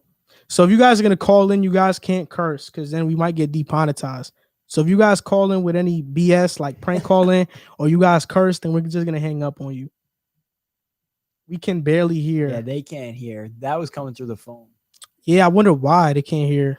Let me check. We appreciate you guys tuning in. Sorry about the technical difficulties right now. We're trying to work through. We want to hear what you guys have to say. We want to hear your opinions. A prank is very corny. I agree. Hello?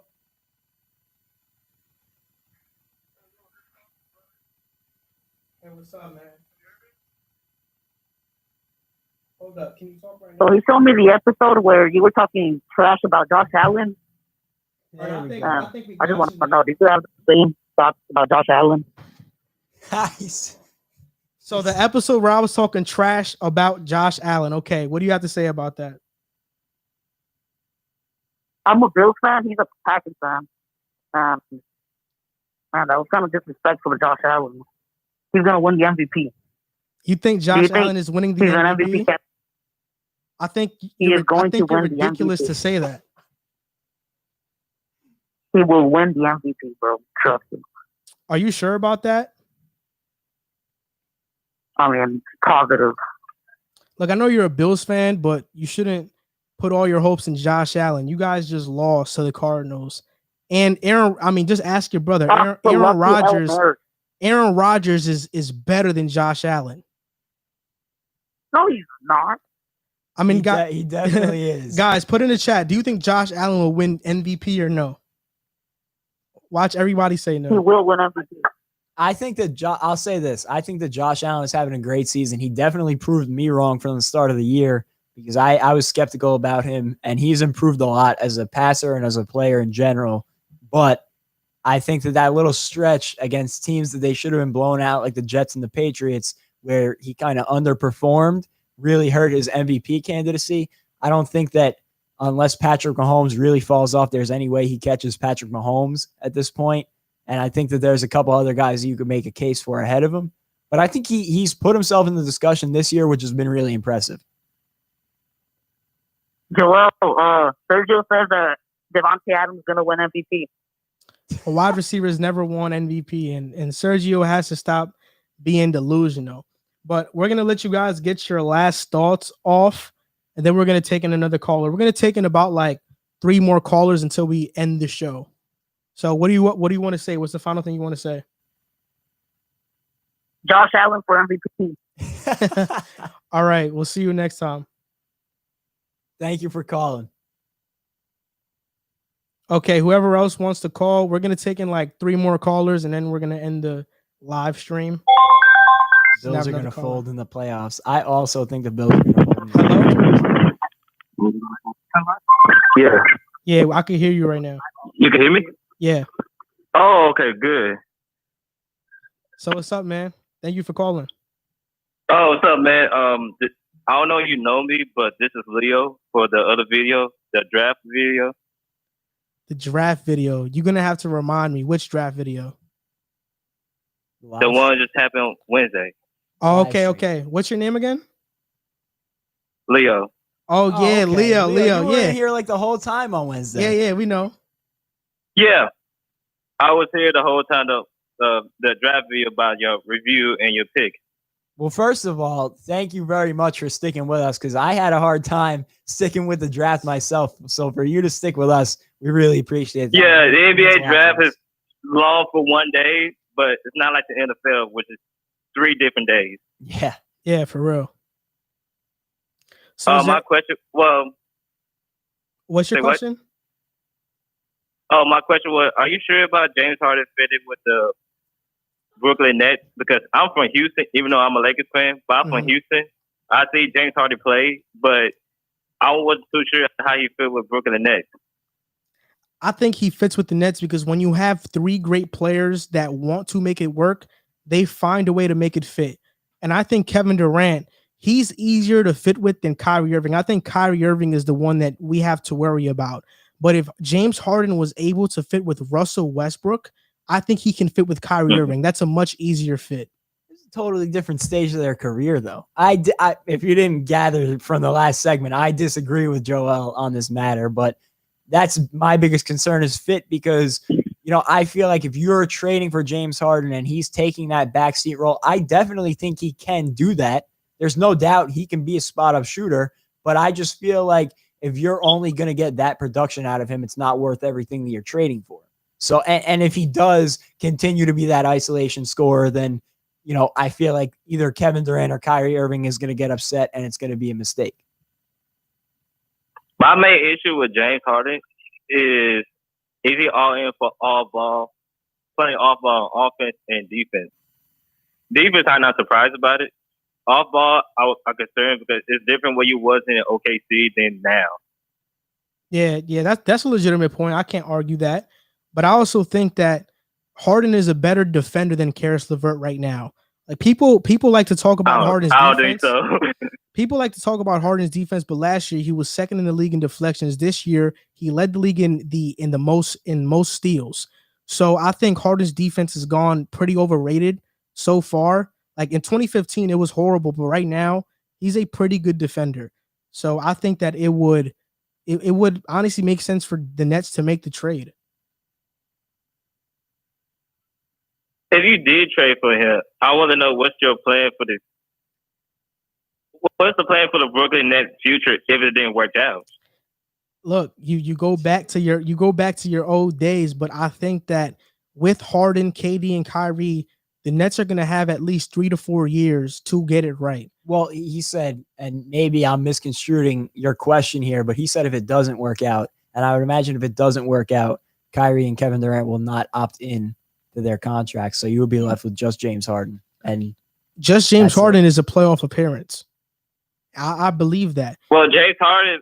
Well, the issue with James Harden is like sometimes there's off days for James Harden in the playoffs. Well, I'm not including against the Lakers because they keep doubling him no matter what. But if he wasn't double, that's sometimes he was like not showing up. Like the Jazz series last year. Yeah, I know what you mean, but I think if James Harden is the second scorer, the third scorer behind KD and Kyrie, it'll be easier for him to show up on a more consistent basis. I kind of understood it, but even that, but what is the Brooklyn Nets scheme in offense? Because we don't know what the scheme for Steve Nash. Even though they got Mike D'Antoni, it's different when Steve Nash coaching than Mike D'Antoni coaching. Yeah, it's definitely going to be a change in system, but right now we're going to try to take in another caller, but we appreciate you for calling. We're going to try to do this like every episode that we do when we go live. So we appreciate you for calling and thanks for tuning in. Yeah, thank you very much, man. We really appreciate it, and we appreciate the support. Appreciate it. Keep going. That's all I got to say. Thanks, man. Appreciate you. I appreciate him even more. Welada's source of weightless hydration. This is an ad. This is a text-free thing. All right, so we're taking in the next caller. All right, we have another one. Hello? Yeah. Can I call in? Yep, you can. What's your name? My name, it's Jack's dad, Dave. What are you calling in about? I got a call. I got to get in on this debate. All right, well, what do you got for me? I know why Joel wants to get rid of Harden and wants to scrub Dinwiddie. Why is that? Because he remembers what that scrub Dinwiddie did to him 2 years ago in Houston. I have trouble remembering long-term stuff. I don't remember anything Dinwiddie's done. Has Dinwiddie ever made an All-Star game? Help me remember that.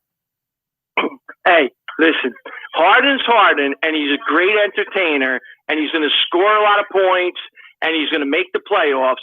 But listen, Kyrie got a chip, Durant got a chip, Harden ain't got no chips, and he's never getting a chip. Harden's getting a chip once he gets traded to the Nets or Philly. You can book it. He's got a better chance at a chip in Philly. Hopefully he goes there. Because I still don't know if either of those teams has the ability to beat the Lakers.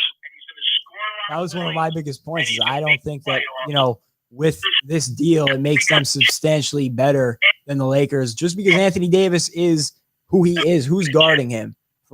The Sixers would have a better chance with Joel Embiid, but with the Nets, I just don't trust DeAndre Jordan. I don't think you're going to get more than 20 minutes a night from him. So, Nick Claxton, I don't know who else they have to guard Anthony Davis. So I don't think this move makes them clear favorites, but it's a good point.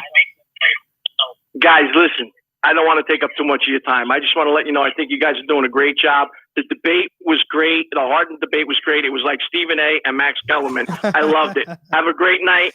Keep up the good work. And we miss Riv. Yes, thank you. Thank you. Have a good night. All right, good night. So, okay, anybody else that wants to call, you guys can call. How many calls do you want to take? How many more calls do you want to take? I'm down to go as long as people want to call in. Yeah, if you guys want to call in, we're ready for it. Trying to follow these moves. De'Aaron Fox signed a max. Dwight Howard continues to consider all of his options. Jordan Clarkson is back with the Jazz. 4 years, $52 million. Wow. So we're gonna take 2 more callers. So if you guys can call in. Oh, we're gonna take in a call for Robert Shealy though. That's my boy.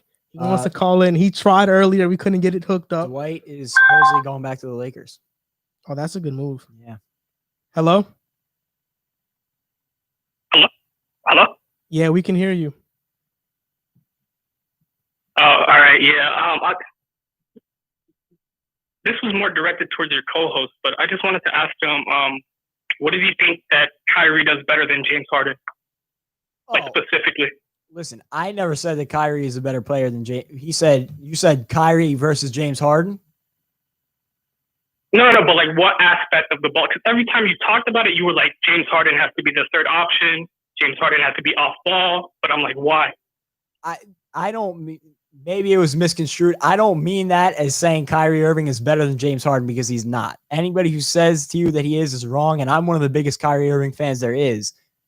James Harden is better in almost every aspect of the game other than playmaking, or I should say ball handling. I think he's a better playmaker. Yeah. So in almost every aspect of the game, if not every aspect of the game, James Harden is the better player. I wasn't saying that as how would adding that not help? Because the chemistry issues. And that's the reason that I was implying that James Harden would have to play the third fiddle, because if he comes in and plays. No, I get it. But chemistry is always a risk. Like, for example, the Clippers took a risk on trading everything for Paul George, but they had to do it to get Kawhi because they needed the chip. Yeah, but the Nets. You have to take those risks. The Nets don't have to do that because they have Kevin Durant and Kyrie Irving and a great bench, and they're already considered a top. That's not enough to be favorites, though. They're considered a top. But that's not enough, though. What were the Clippers before they got Kawhi Leonard and Paul George? They were an 8th seed. What were the Lakers before they traded for Anthony Davis? Not a playoff team. The Nets are a top 5 title contender. But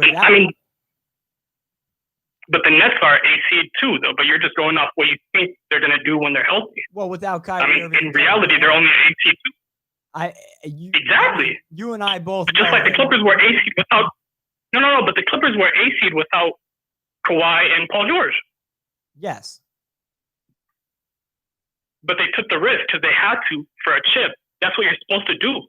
But and I'm saying the Nets don't have to do that because they're already championship contenders. But I'm saying they should to make it even like a higher chance of winning the chip.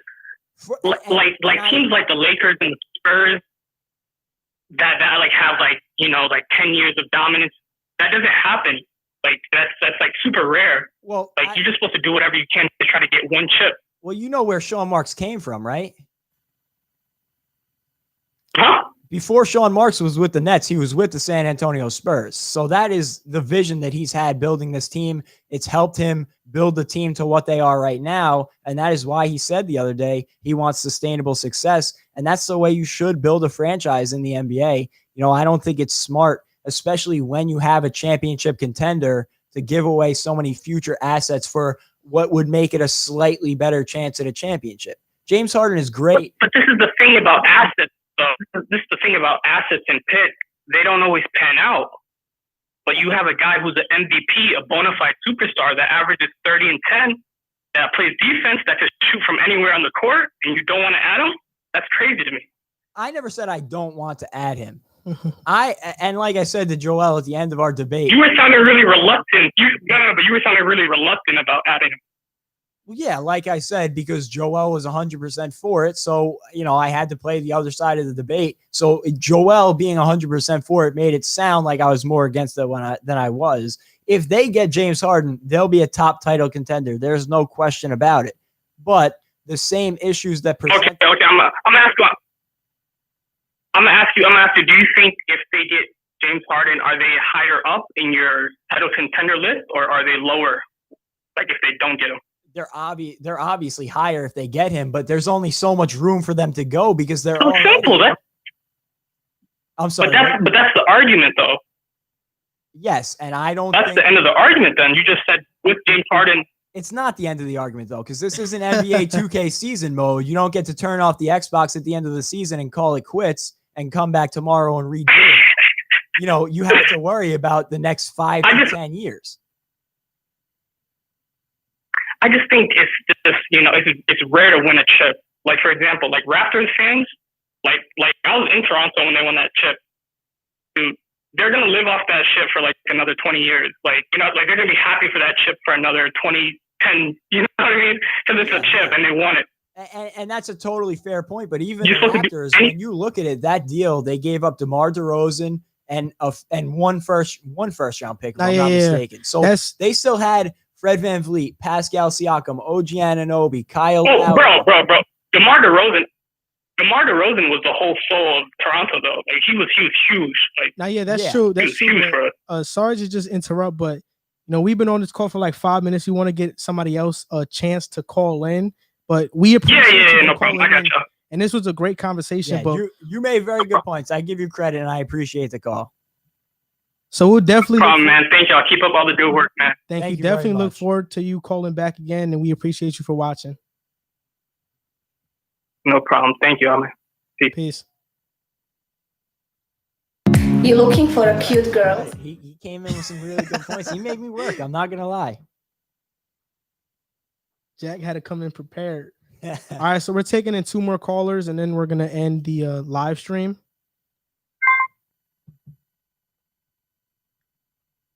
Hello, you're on Pick a Side. What's up? Hello, I'm the caller that called in for most underrated player segment. Oh, hey, what's up, man?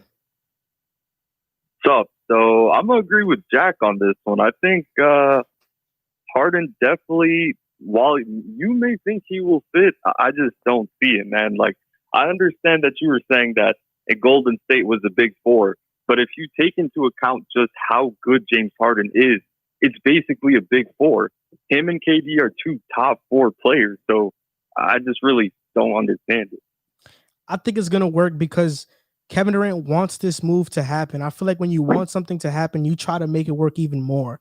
And I think the alternative to James Harden is having a team of Dinwiddie, LeVert, and Jared Allen. Dinwiddie has shown that he has a huge ego. Who knows how he plays off the ball? Karis LeVert dominated the ball in the bubble, like Jack was saying. That's why he was like second team all bubble. So you still have to incorporate these guys. And if I have to do that, I'd rather incorporate a guy like James Harden than these 2 guys. I might have went too far by calling them role players because they're pretty good players, but I'm just saying you take the risk. If it's a guy like James Harden, you always take a risk. Yeah, okay. So I definitely see what you're saying. The calling Karis a role player definitely was a little bit too much. But, I mean, I'd say I'm still with Jack. I would be reluctant to do the trade because I just feel like you have too many, not even ISO scorers, because KD can work off the ball, but Kyrie and James Harden both on the ball. You compared them to basically the mini big 3 that they had on the Rockets with Eric Gordon, but Kyrie isn't Eric Gordon. He's not even that he's much better than Eric Gordon. He has the ball in his hands way more than Eric Gordon, and he's not as good of a spot-up shooter as Eric Gordon. Nah, definitely, but Kyrie and KD are not like playing with Westbrook. Harden had to play with Westbrook the entire year last year, and if you're asking me, I think that's one of the hardest things to do as another superstar, to play with Westbrook. He's going to be playing with a guy in KD and Kyrie who can actually shoot. James Harden won't get double teamed. He'll be way more efficient, and so will everybody else like KD and Kyrie on the court. Okay. You actually opened me up to that decision a little bit more. So I'll just add, you guys need to keep going. Like we were talking about in chat, I could see you guys reaching like Mike Korzemba level, 1 million subscribers. That's crazy. I appreciate the vision, man. Yeah, we're just trying to get to 1,000 first, man. We're at like 979. Hopefully we get to it soon. I'm going to create a bunch of bot accounts tonight. But we appreciate you for calling, and we appreciate everybody in the chat that's been watching and has been calling. We appreciate you guys. We're going to do this probably every episode that we record because this is really fun. Yeah, seriously. And thank you very much for the call. And the support from you guys has been awesome. I love reading the chat during the show and seeing you guys, weigh in on what we're talking about. It adds a whole nother element that we didn't have before. So thank you guys. Thank you guys. Have a good night. You too. You too. Have a good night. So, okay, we're going to take in one more caller.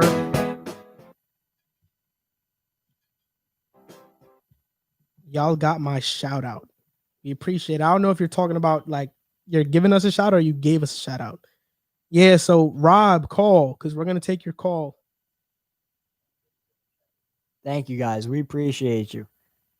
And Nicholas, Keep even though you disagree, you. even though you disagree with my opinion, I appreciate you with the shout out and any marketing we could get, we'll take it because we're trying to spread a little bit here. We're 20 subscribers away about, so please, thank you guys for being here in the stream and recommending us to whoever you recommend us to. We're trying to get the word out there, so we appreciate it, and we definitely, if and when we make it big, we won't forget you guys when we make it. So, okay, we're taking in one more caller. We're going to give you guys a minute to call in before we call this live stream quits.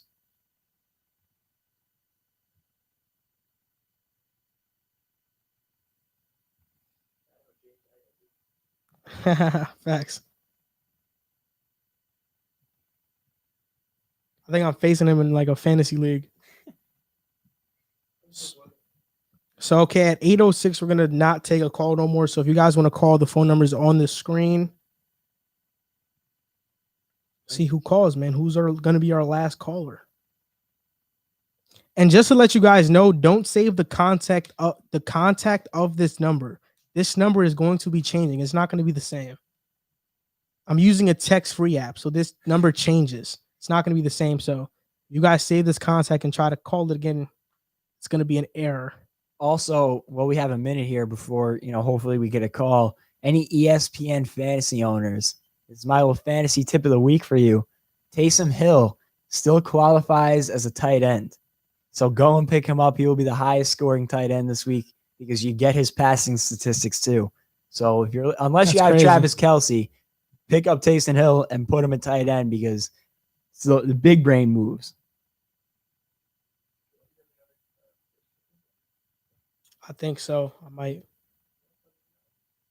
We could play. All right, so that's going to do it for our live stream. I think you have a ability to end the live stream on the computer, right, Hamza? Thank you guys very much. So thank you guys for calling, and thank you guys for watching our live stream too. It was amazing. We're going to do this again every single time we have an episode and talk to you guys. So we appreciate you guys for watching.